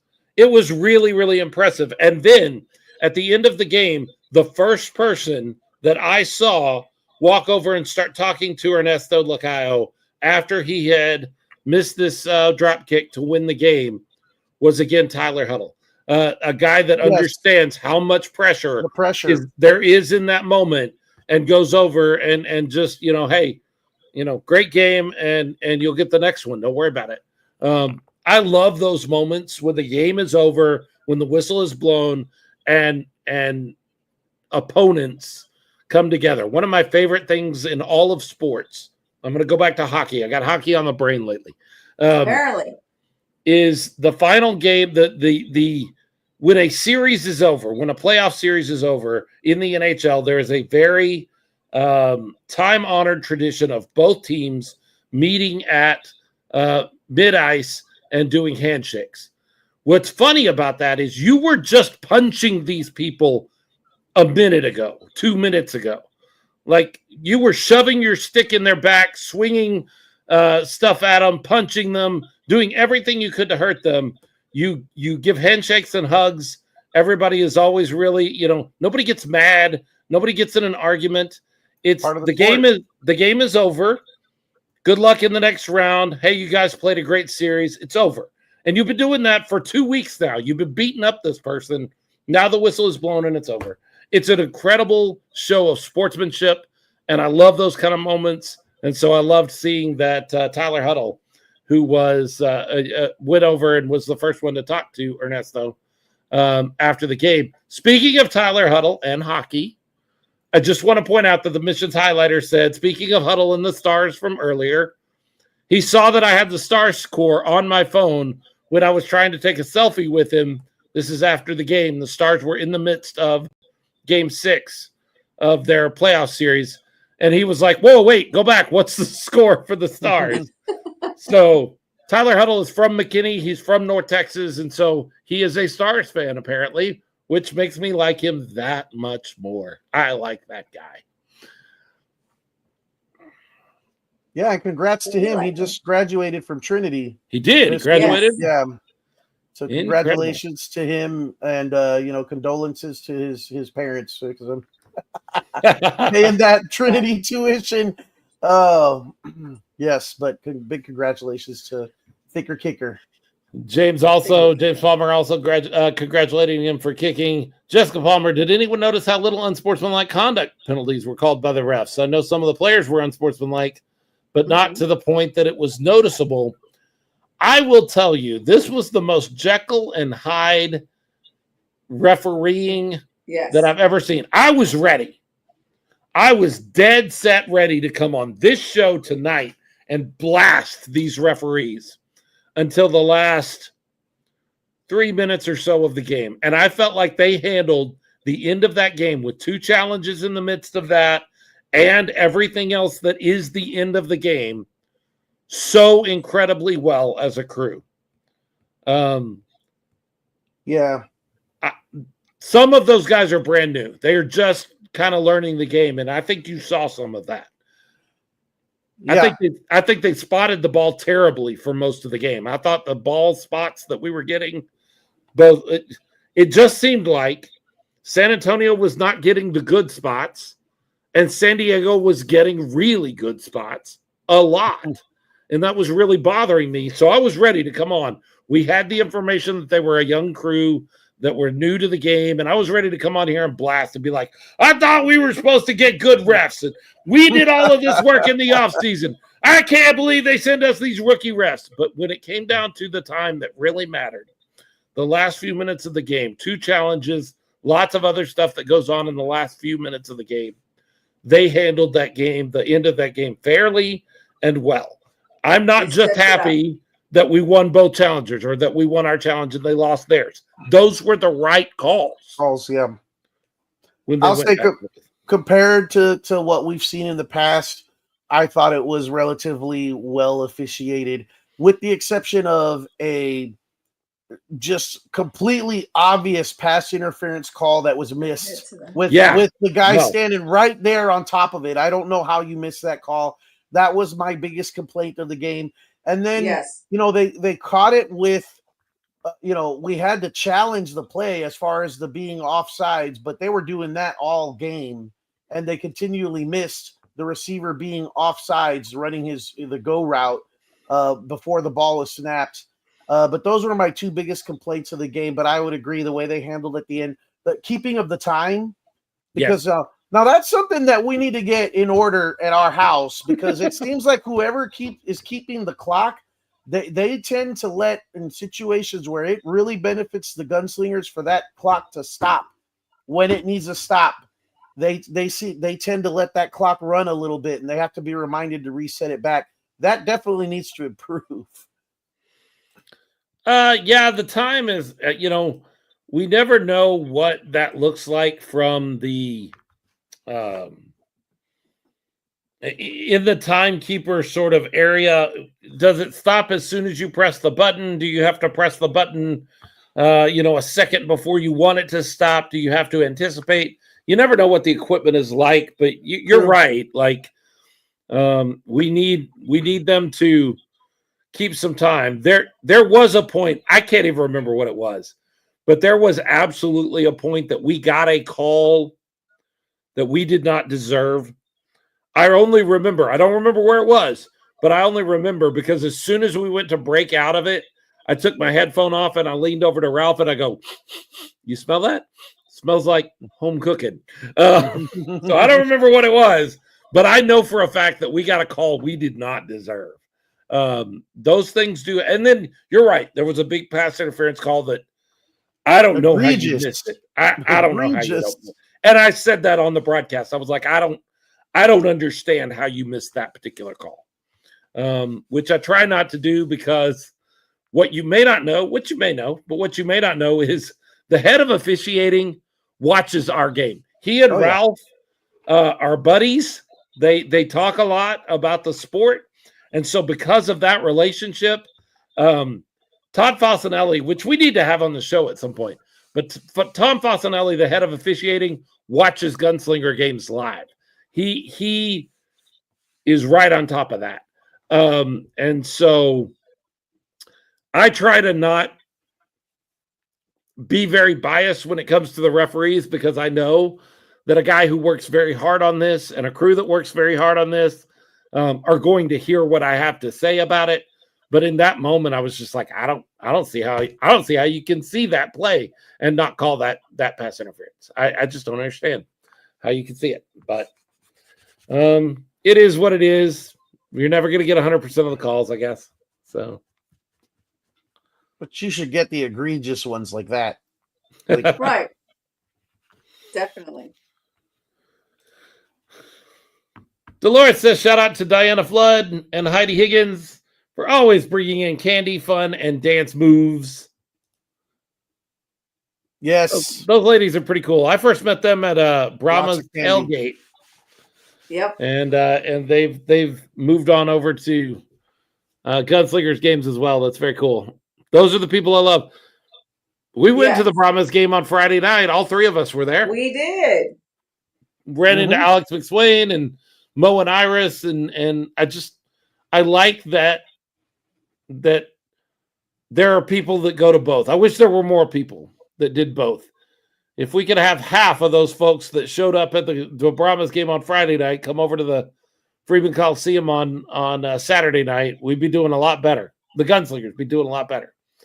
if just half it's of a those. great weekend when you can go Friday and Saturday to see a football game. I thought it was awesome. Cut yourself short. And you got free football on both of them. The Brahmas lost, but the Gunslingers won. That's right. Yep. Someone was making a comment earlier. I think it was Raul Nava about asking Collazo if there was any interest in him maybe looking going to play the Brahmas because they need the help there. And I was like, no, don't. He's staying with us. No, they got their own issues over there. They got issues over there in the Brahmas, and they're not going to make the playoffs this season, unfortunately. But, yeah. No. Missions highlighter. Did anybody buy one of those cool camo footballs? You see it? It's right up there. You see it? It's on my bookshelf. I went and bought one. First thing I did when I got to the stadium. I was tempted. It was either the ball or the hat that I'm wearing right now, and I'm a hat guy. I like hats. I've already got a few of the Gunslingers footballs, so I went with the hat, but I'm not going to say I don't regret not getting the ball as well. Well, it might be there next week. Maybe. I might have another chance. Yeah, you might have a chance at them. If they have any on hand, I'm sure that they will sell them at the merch booth. I know that there are a couple of other new footballs coming up. James Palmer mentions one Star Wars ball next week. I have not seen that one yet. I have not seen it. And I think there's an outlaw ball coming too, if I heard correctly. That's a rumor. I heard a rumor about an outlaw ball coming for the final home game of the season. I'm sorry, final regular season home game. Because who's going to dress up Star Wars theme? Well, if you want to dress up Star Wars, I'm probably not gonna. I have Star Wars stuff. Don't get me wrong, but I'm probably not gonna buy bring any of that. I'll probably wear this in the booth if I can. Nice. On Saturday, I gotta get one of those. A whole new. My wife's gonna be so excited. Missions highlighter says they had the Star Wars ball in the football in the program. I did see that. I know what you're talking about. It's there. I gotta check that out. I have got to get me one of those Stormtrooper jerseys. Yeah, they're pretty cool. They're pretty cool. Really cool. Brought to you by the San Antonio Gunslingers and Matangas. You can see Matangas there on the shoulder. Since we're trying to get sponsors more love, I'll make sure I mention the sponsors there on the jersey. Good looking jersey. Jordan outdoing himself yet again. Me estás matando, Julian. I'm saying Jordan. I'm speaking all Spanish right now. I don't even know. I don't know why Julian came out, but me estás, that means you're killing me. You're killing me, Jordan. Oh my God, that's an awesome jersey. Definitely. Lilies, please let me get one.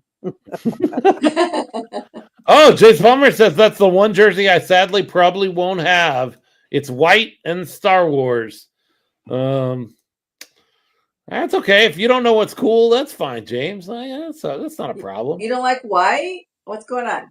You don't like Star Wars? What's going on with you? Like original Star Wars. I understand if you don't like current Star Wars. I'm almost there with you on that. Bay Area comes to town for Star Wars night. We're gonna do all this again in less than a week. We're gonna all be back together in the Freeman Coliseum because Bay Area, the Panthers come to town. Oh, looks like you're good, Leo. Yep. Dolores says it's a must. Boom. It's a must. We got the okay. I married a good woman. Yes, you did. So here's my thoughts about Bay Area coming to town. Bay Area is going to be ticked off. Bay Area has one loss on their record, and that's from San Antonio. This isn't the same team that beat them. Different head coach, different quarterback, lots of changes all the way through the game, all the way through the team. So it's not the same team.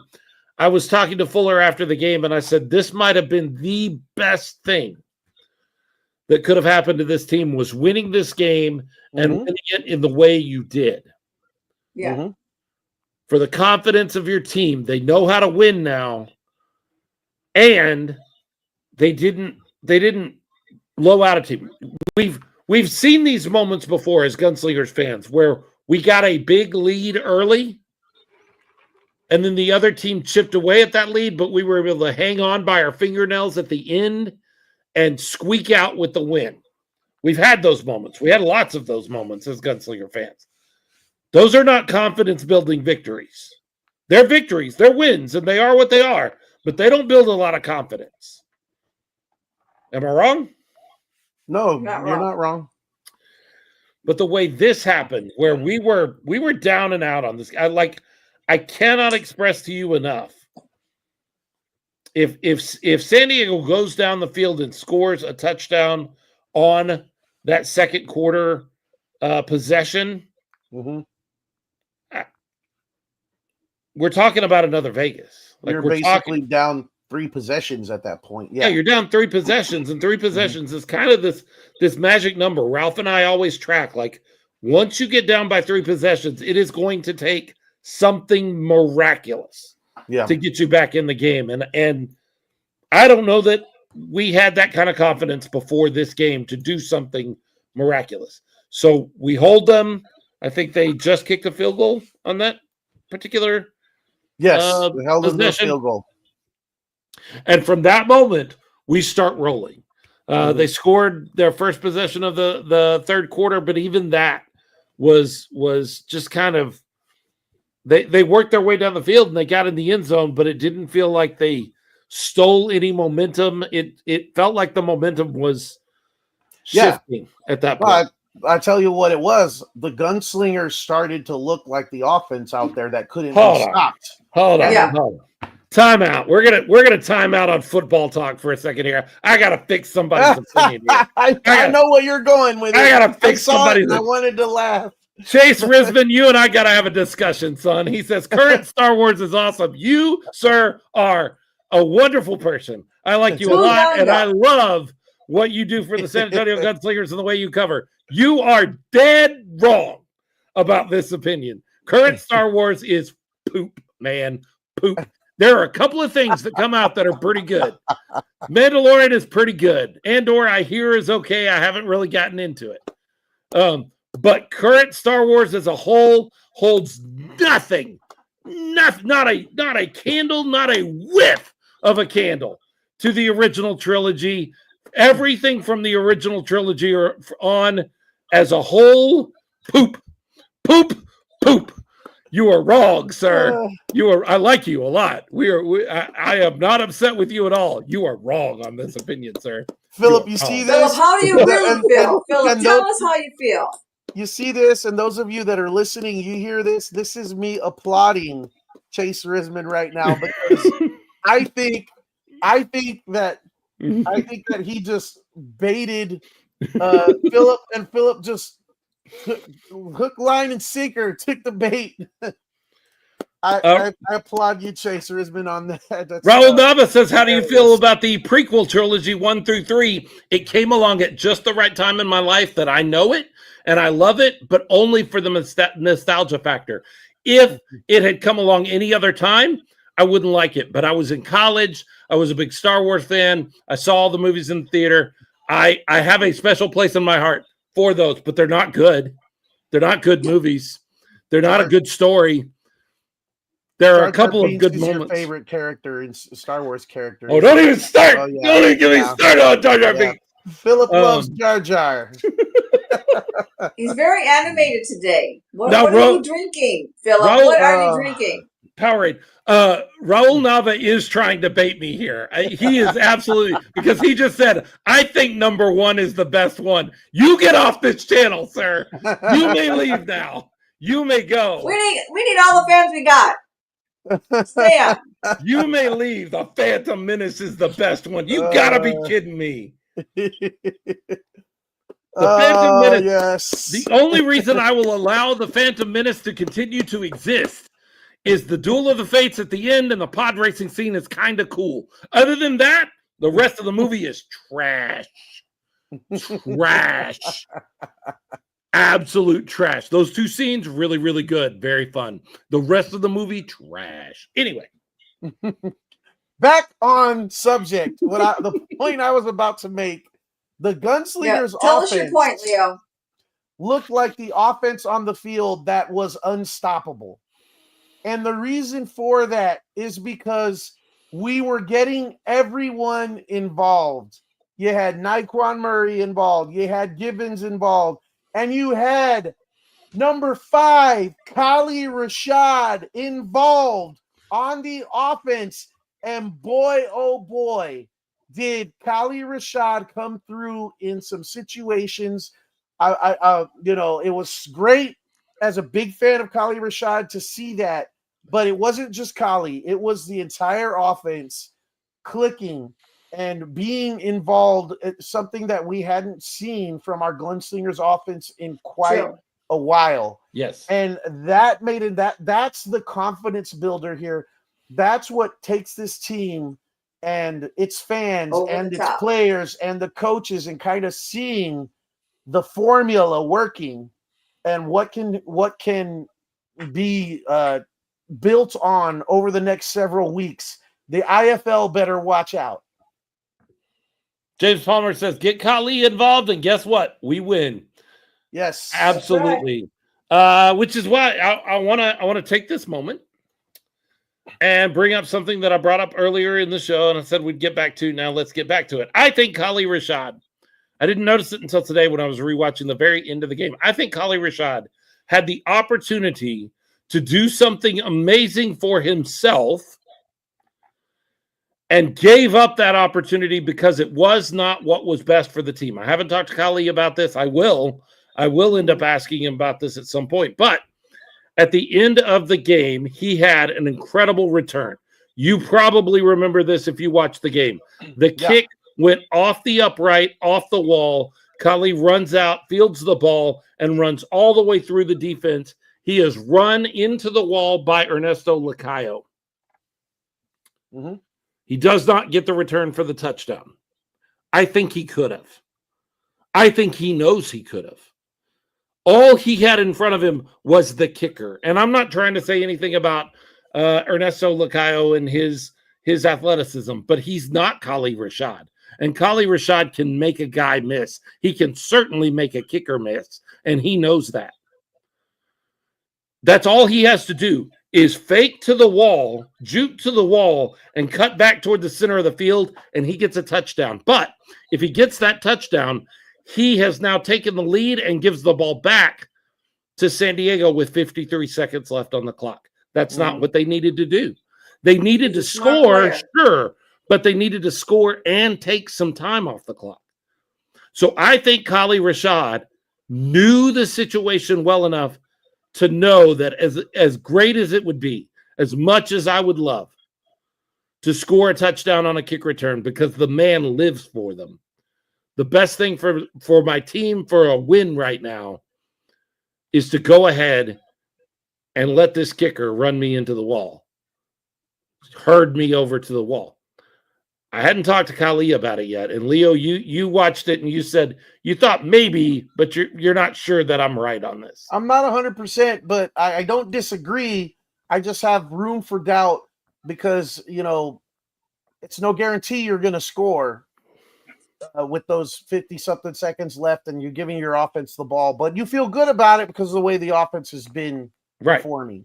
So, but it's no guarantee. So part of me thinks as a football player, as a competitor, you see the opportunity to score, you're going to go score. So I do have some doubt. I'm not 100% like you are. I'm 70%. Either way, he's a game changer. Yes. Can we all agree on that? And making a smart decision as time is winding down with the opportunity to score. I'm surprised the refs didn't throw a flag on him. Right. Like they did the last time. Yeah. He has showed a very high football IQ before. It got him in trouble last season, but he's the one that stopped on the goal line and tried to milk time off the clock because he knew the situation in the game. They ended up giving him a taunting flag and tossing him out for it. One of the more ridiculous moments of any game I've seen. James Palmer said he didn't even have to juke him. He could have just jumped over him. Hurdled him. Yeah. Man, he could have. He couldn't. He could have. But no, I think he made a really smart football decision and gave his team the best opportunity to win. Now, I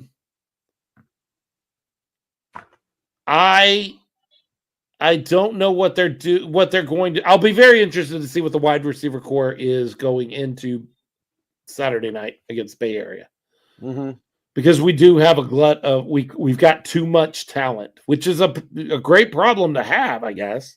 Yeah, but we've got too much talent. You've got to leave one of these guys out, Leo. You've got to leave Naquan, Glenn Gibbons, Kali Rashad, Austin Upshaw, or DJ Myers out. What do you do? I don't know. Yeah, that's a tough one. I don't know. That's a hard decision. I know the decision for this game because he did not end up dressing, even though he's back off the injury list. Was DJ Myers was the one that was inactive, but he was there. He was there, and I'm glad he's active and he's better, healthy. I just don't know what you do.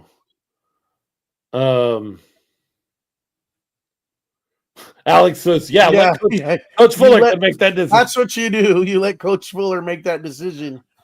Yeah, but we get to play coach right now. We get to talk about it. We get to discuss it. If you just feel like you have to get DJ involved, if you just feel like that's what you have to do, I guess you put him in Austin's place. I guess. It's tough, but I'm going to say this. I'm going to stick my neck out a little bit. You cannot. There are two guys that you cannot touch. You cannot make expendable. And to me, that is Naquan Murray and Kali Rashad. Yep. Those two guys both bring something to the table. They bring smoking hot take there, Leo. Yeah. I mean, I think everybody knew what I was going to say. But those two guys, I mean, honestly, those two guys bring something to the table with their skill set that the other guys just can't bring to that level, to the level that they do. Yeah. The other guys are all great, but there's certain aspects of those two guys' game that you just can't match. So just to put numbers to what Leo just said, Kali Rashad had 11 receptions for 95 yards. That's incredible. One touchdown. Naquan had 6 receptions, 52 yards, but 5 touchdowns. That, of course, does not add in Kali Rashad on kick returns and Kali Rashad running out of the backfield. 3 attempts, 22 yards running out of the backfield. When you do the math and you say, 7+ yards a run, yes, thank you, please. You will take that from Kali Rashad. So, yes, those two guys are on my game day roster. I'm not messing with that at all. They're the spark of the team. Glenn Gibbons, James Palmer asked, is it just me or is Gibbons having a mixture of a lot of drops? With a few touchdowns thrown in. He has had some drops. He only had 1 reception. He's only credited with 1 reception, but that 1 reception is a 30-yard touchdown, which was an incredible read by Collazo because he sat back in the pocket and just went through his progressions and goes, there's number 3 running wide open with nobody around. It's great to watch a quarterback just calmly make his way through the progression and go, there's the open guy. He just happens to be running to the end zone. And that's what happened on that play.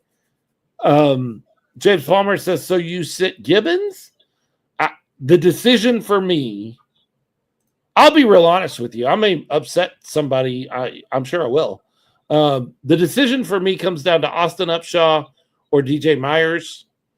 and Austin Upshaw all season long has been really, really solid. Now, that's not DJ's fault, and DJ's a great talent. Right. But if it's my decision, I don't mess with what we're working with right now. It worked really well.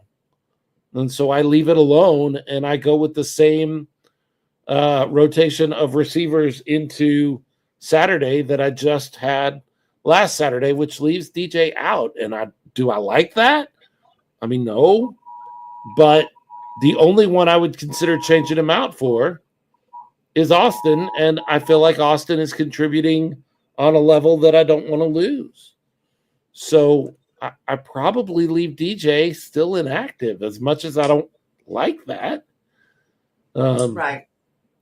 That's probably what I do. Now I'm not Coach Fuller. Coach Fuller gets to make that call. But that's what I would do. Fair. I can't disagree with that. You know, it's going to be a tough decision for Coach Fuller. Yeah, that's why he gets paid the big bucks. And we don't. We do not. We do not. So, 24th this Saturday, we play against the Bay Area Panthers. That is Star Wars night. Then we go on the road on the 31st at Tucson. Good luck there. By the way, in Tucson, I think we will see Jorge Reyna. He has been quarterbacking out there. Guy that was in camp for us is now the quarterback in Tucson. We'll see that guy out there. We come back on the 7th. Quad City Steam Wheelers come into town, and it is retro night, I believe. I have my dates right on that. And you know what I got for you? Uh-oh. I'm about Another to jersey? suck some more money out of some people's wallets right now. Oh, no. Oh, this is a good point. James Palmer, speaking of hard to read numbers, how hard was it way up there at top? Oh, yeah. Yeah. Did like the uniforms. They looked very cool. Did not like trying to read the uniforms. That was not as fun. Yeah, I'm gonna star that comment, Alex. I want to talk about that in a minute. Anyway, let me go back to what we were just talking about. And on retro night is usually 80s themed. It's sad to me that the 80s is now retro, because I remember the 80s that shouldn't be retro. In any case, you ready? Everybody grab onto the wallets for you. Uh-oh. Brace yourselves. Brace yourself. You know what? Leo, Goonies never say die. Nope. Here we go. The Gunslinger jersey. The 1980s themed Goonies themed shirt. I love the colors on this. The colors pop so good. Hey, you guys. Should I get up and do the truffle shuffle? Yes, go for it. It's there on the jersey. I will not. There you go. Goons up. The Gunslingers. I love it. I love the colors. They really pop. I love that turquoise and orange, yellow-orange combo. Yeah. That is so good looking. Cool. So there you go. I'm sure some of you just felt some money just poof, fly out of your wallet. Cha-ching. I think I'm going to. I think I'm going to petition. We got some good feedback that both Ralph and I were wearing the military jerseys. I think we need to just wear the jerseys. It's a lot cooler to just wear the jerseys up there. It gets hot up there in the top.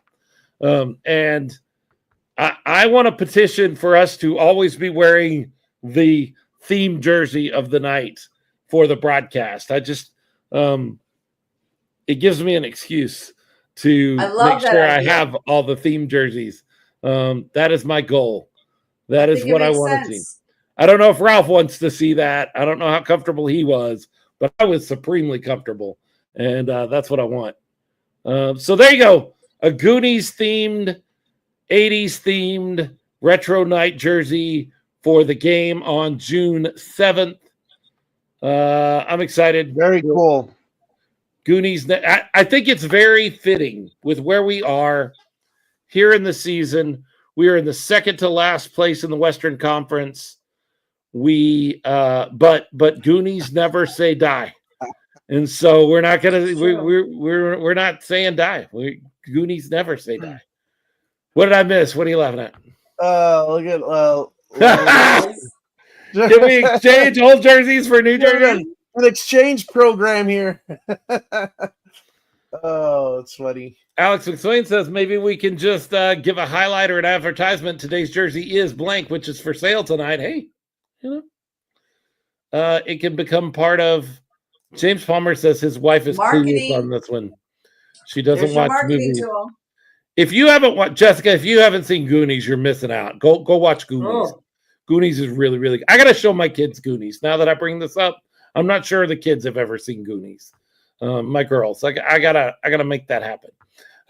Goonies is great. Goonies is great.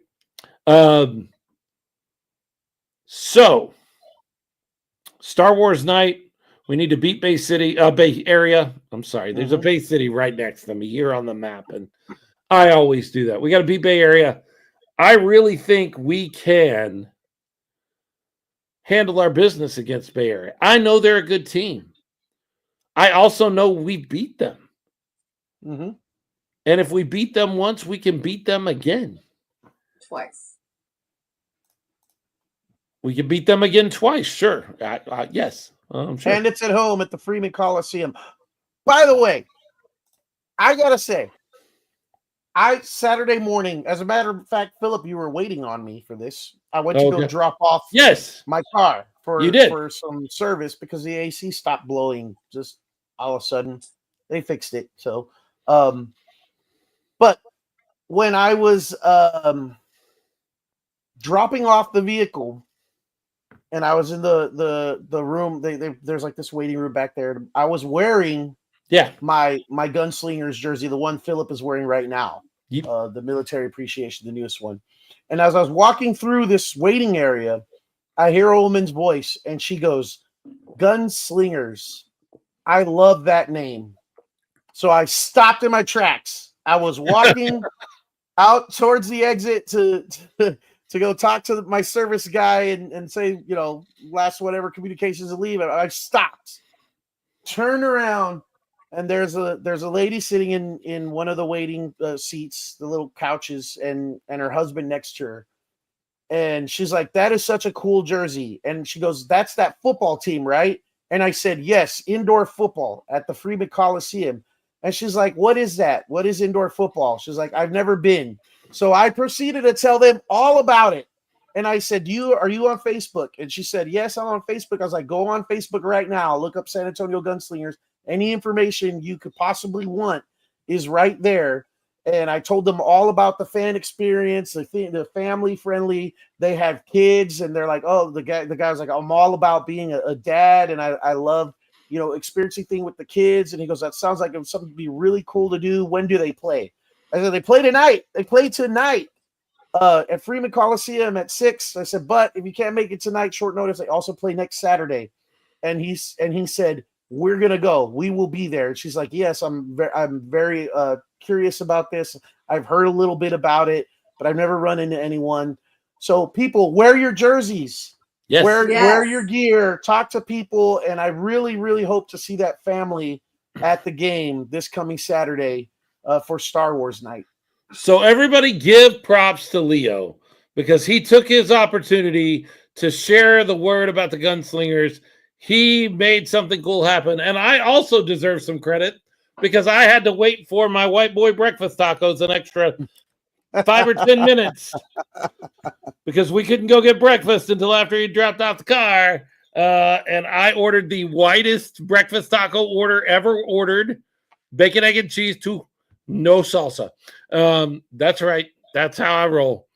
You can attack me if you want to. I'm a white boy. It is what I am. But yeah, we didn't get to go right away because we had to wait on you to go drop off the car, and then you took extra time. So give Leo his credit, but also give me credit. That's what's important. That you give me credit too. He made a big sacrifice. Any chance Bay Area, Leo, is looking past the Gunslingers? Now, let me lay out their schedule past Saturday. They got to come to San Antonio and play the Gunslingers, sure. They have to play Tulsa after that, who is hot right now. Mm-hmm. They have to play Vegas, who they're kind of battling with to stay up in the top. And then they have to play Arizona, who they are absolutely in a deadlock battle with to stay in the number 1 seed. Any possibility that they look past us to these next 3 games and they go, well, we don't need to worry all that much about the Gunslingers. These are the 3 games that are going to be really important. Because we beat them, I don't think so. I think they want revenge for that game. So I don't think we should hope that they're looking past us. I think we should hope that they don't know what to expect. I mean, they're going to see the film. They're going to see what happened this last game. But that was with just a couple of days of practice with Collazo under center. And there's going to be a full week of practice and getting ready, preparation. He mentioned film study a lot in our interview earlier, in preparation. He mentioned multiple times. So I'm hoping for a big leap.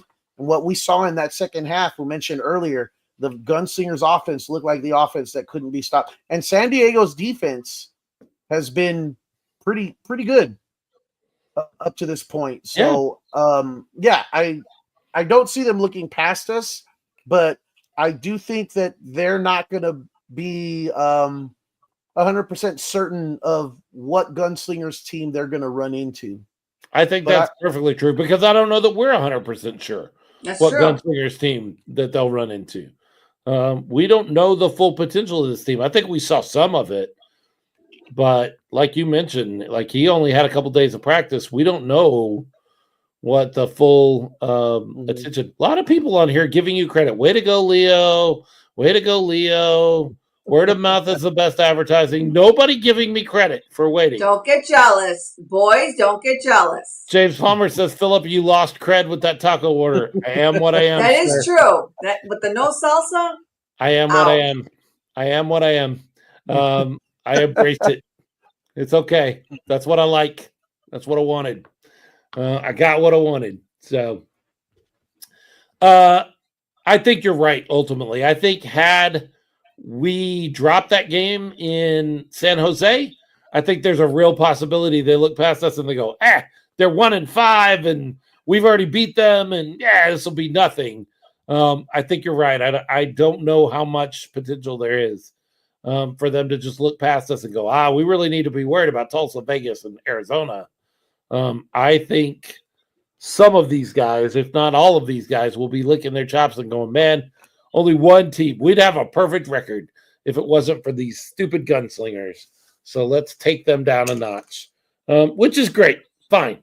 Have them come in as hot as they want to come in because when we win, it makes it that much better.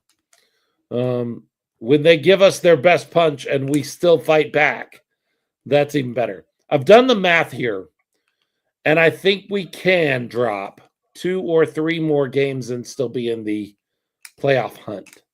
Are you sure about that math? Are you not that great in math? Maybe we should You're have right. a video. You're right. I'm not. But I think we need 9 or 10 wins to really think about the playoffs. And if that's the case, we have 2 so far, so we need 6 or 7 wins. And we've got 9 games left, right? Right. Yeah, 9 games. Right. How many of them are home games, though? Oh, gosh, I don't know. Now you're asking me to count 5. And do math at the same time. 5, 6, including this coming weekend. 6 home games. Oh, wait. Okay. Maybe you're right. 5. 6 conference games left.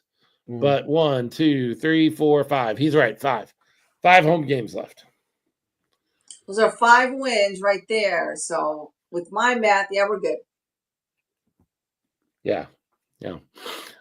So a loss against Bay Area does not necessarily sink us. However, it would be tough. I want to roll some momentum. I want to get some momentum rolling. And if we can get a win against Bay Area and then head over to Tucson and get that win too. You go on a 3-game win streak before you come back and face Quad City here. I'm starting to feel like we're a whole different team. I'm starting to feel like anything's possible at that point, you know? You got to win the conference games, especially. We got to win those. Mm-hmm. Now your wife is piling on me about my taco order. Make her stop, Leo. He wants that jersey. He's not going to say anything. I'm excited. I'm so glad that we get to do this all over again this week. I do not like these long stretches where we do not have games in the Freeman. I love where we have 2 of them right here together. And we do that again at the end of the season in July. Right at the end of July, July 19th, July 26th, we've got 2 back-to-back. I love these. These are a lot of fun because you get to come, especially when they're wins. You get to get a win and then come down and go right back in. Man, just order pancakes. Y'all leave me alone, man. I wanted what I wanted. I ordered it. I don't give y'all a hard time for what you order. The tacos are called El Güero. Oh, we are the Smoking Guns Podcast. We are brought to you by some amazing folks, and I don't have their names pulled up right now, so I'm going to pull them up really quickly. We're brought to you by some amazing folks that give to us through Patreon. Those folks are Alfred Rodriguez, James Palmer, Jay Washington. We haven't seen him tonight. I wonder what's going on with Jay. He popped in earlier. He did. Oh, did he? Okay. He said hello. James Stubing, Kim and Greg Nelson, Mo and Iris Ferrante. You can be a part of that group too. If you would like to help us, hey, we're going to be sending some kids to football camp on June 20th. We're going to try to send some kids to cheerleading camp, to 6-shooters camp on June 27th. Both of those dates are out, and the information I'm sure is on the website for those camps. If you have kiddos, that would be a great thing to get them signed up for and ready. I got some information about it, but I don't think I'm supposed to share it. So I'm going to keep my mouth shut because I don't want to promise something that we can't deliver on. Well, you said kiddos, but Diana and Heidi and I are really thinking about going to that camp. The football camp? Y'all are going to play football? No, not football. The 6-shooter camp. If they take us, I don't know. Maybe there's like a senior citizen clause. I'm not sure, but if there isn't, I think we can do it. What you got, Leo? I gotta give a shout out. You mentioned their names, Greg and Kim Nelson, and then RC just mentioned Heidi and Diane. Thank you to Greg and Kim Nelson. They were on a cruise, so they didn't make it to this last game. We missed them. They're at the table next to the Smoking Guns podcast table. But Greg called me up and said, I don't want that game to not be experienced, those seats to not be taken. He gave 2 of the 4 seats to Heidi and Diane who were there. And he said, 2 people that would take these other ones, and my son Jesse. And I reached out to Alex McSwain, and he took the 4th ticket, so he got to come down to the party zone. Oh, cool. Not been down there with us before, and so thank you very much to Greg and Kim. Yeah. So if you want to be a part of our Patreon group that helps us put the show together and make sure the show runs, and help send some kids to or some adults maybe to football camp or 6-shooters camp, you can sign up at patreon.com/SmokingGunsPod. That's Smoking No G Guns with a ZPOD. If you want to find us on social media, you can go to Smoking Guns Pod at almost any of the social media spots that exist. We are most active on Facebook at Smoking Guns Pod. And you can email the show at smokinggunspod@gmail.com. If anybody uses email anymore. I don't think anybody does. I was like, who's going to answer them? But maybe somebody will. I get them. No, I get them. If they email that address, I will get it. Just nobody does. All right. Alex McSwain thanking Kim and Greg Nelson. I know that they will probably be listening to this at one point. I think Greg is one of our more avid listeners. He doesn't pop on live, but when I don't get the the show out on the feed. He's the one I usually get a message from that's like, hey, where's the show? I want to hear what's going on. Where's the show? So he will hear that. Alex, your appreciation for helping him out, for helping you out getting down to the party zone. Glad you could enjoy it. Kelly popping in on YouTube right as we're wrapping up. What did y'all think? What did y'all think of number 16's addition to the team? We have been affluent about how happy we are about Collazo and everything he did. He came on the show earlier. If you get a chance, listen to that because it was a great time with him. And James Palmer says, if y'all are short on funds to send a kid, let me know. I may not be able to pay the whole fee, but I will try to help out as best as I can. You bet we will get in contact with you. We're the Smoking Guns Podcast. We're a podcast about football in San Antonio, specifically the San Antonio Gunslingers of the IFL, the 2 and 5 San Antonio Gunslingers of the IFL. We are thankful for our Patreons, and we're thankful for all of you. We are going to wrap things up here, and when Kelly says, I missed that. Where can I find it? This video earlier, if you just want to run the video back, you'll probably catch it there. Or, and this is a great thing, you can catch it on an audio feed tomorrow morning. It will pop up live on our podcast feed. Anywhere you listen to podcasts, just search Smoking Guns Podcast, and you can hear that. Or you can watch this video that you're watching now on YouTube. And just run it back. If it won't let you do that because we're live right now, give us a few minutes, and then once we're off, you can pop back to that. So, with all that being said, when you're looking for the best indoor football experience in the country, it is not in Tulsa, it is not in Vegas, it's not down there in Jacksonville where we're going to beat those Sharks. I already talked to Joaquin. He promised. You heard him. He promised they would beat the Sharks. It's not anywhere else. When you're looking for the best indoor football experience in the country, the 210 has got something to say. Bang, bang.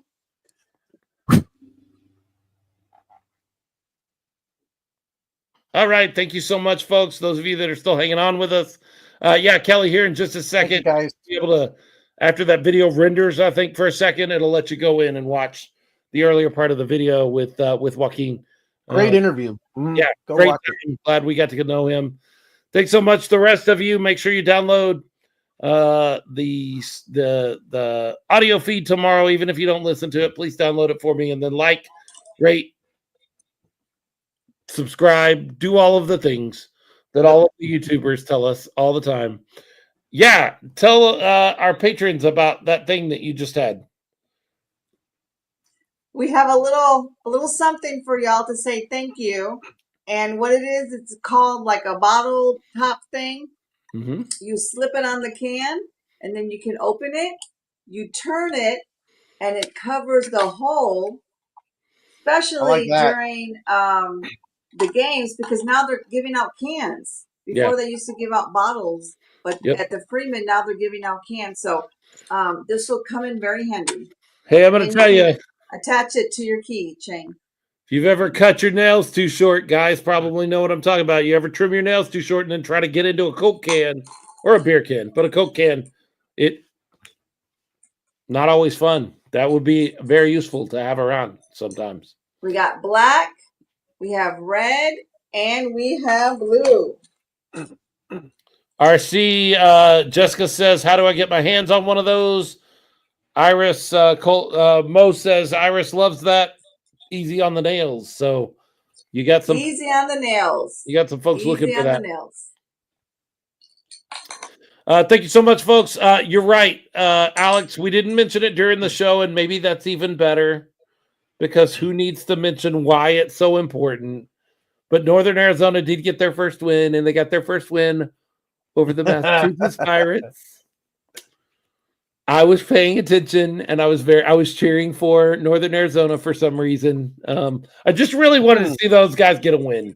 I just really wanted to see them. So bad, get guys. Off the snide and they get live in the desert. First win. I really wanted the Wranglers to just. It feels bad when you can't get that win, and so I was really cheering for them to get that first win. No other particular reason that I wanted to see them beat Massachusetts. They stole our logo, so we support them. They did. That's true. They did. No, I did I notice have one that. for my favorite person. Hey, look at that. Aww. Very cool. Yeah, no, awesome. I definitely noted that game. I watched quite a bit of that game. They did not just win. They beat the Massachusetts Pirates. It wasn't one of those fluky kind of things. They were in control of that whole game. So that is interesting. That tells you something. If you've been paying attention this season, I think the last couple of weeks in the league can tell you something, both for the Gunslingers and for the Massachusetts Pirates. If you're paying attention, I think you may be learning something that you did not know when the season started. And that's all I'm going to say about it. I don't have to point any more clearly than that. But I did note, you're absolutely right. So kudos to them. That's right. Kudos to them. Bye, RC. And bye, everybody else. We will see you guys on Saturday night at the Freeman Coliseum. Take care. Keep your guns up. Watch Brandon on Wednesday. And make sure you share the show if you get a chance. Thanks so much. Wear your jerseys.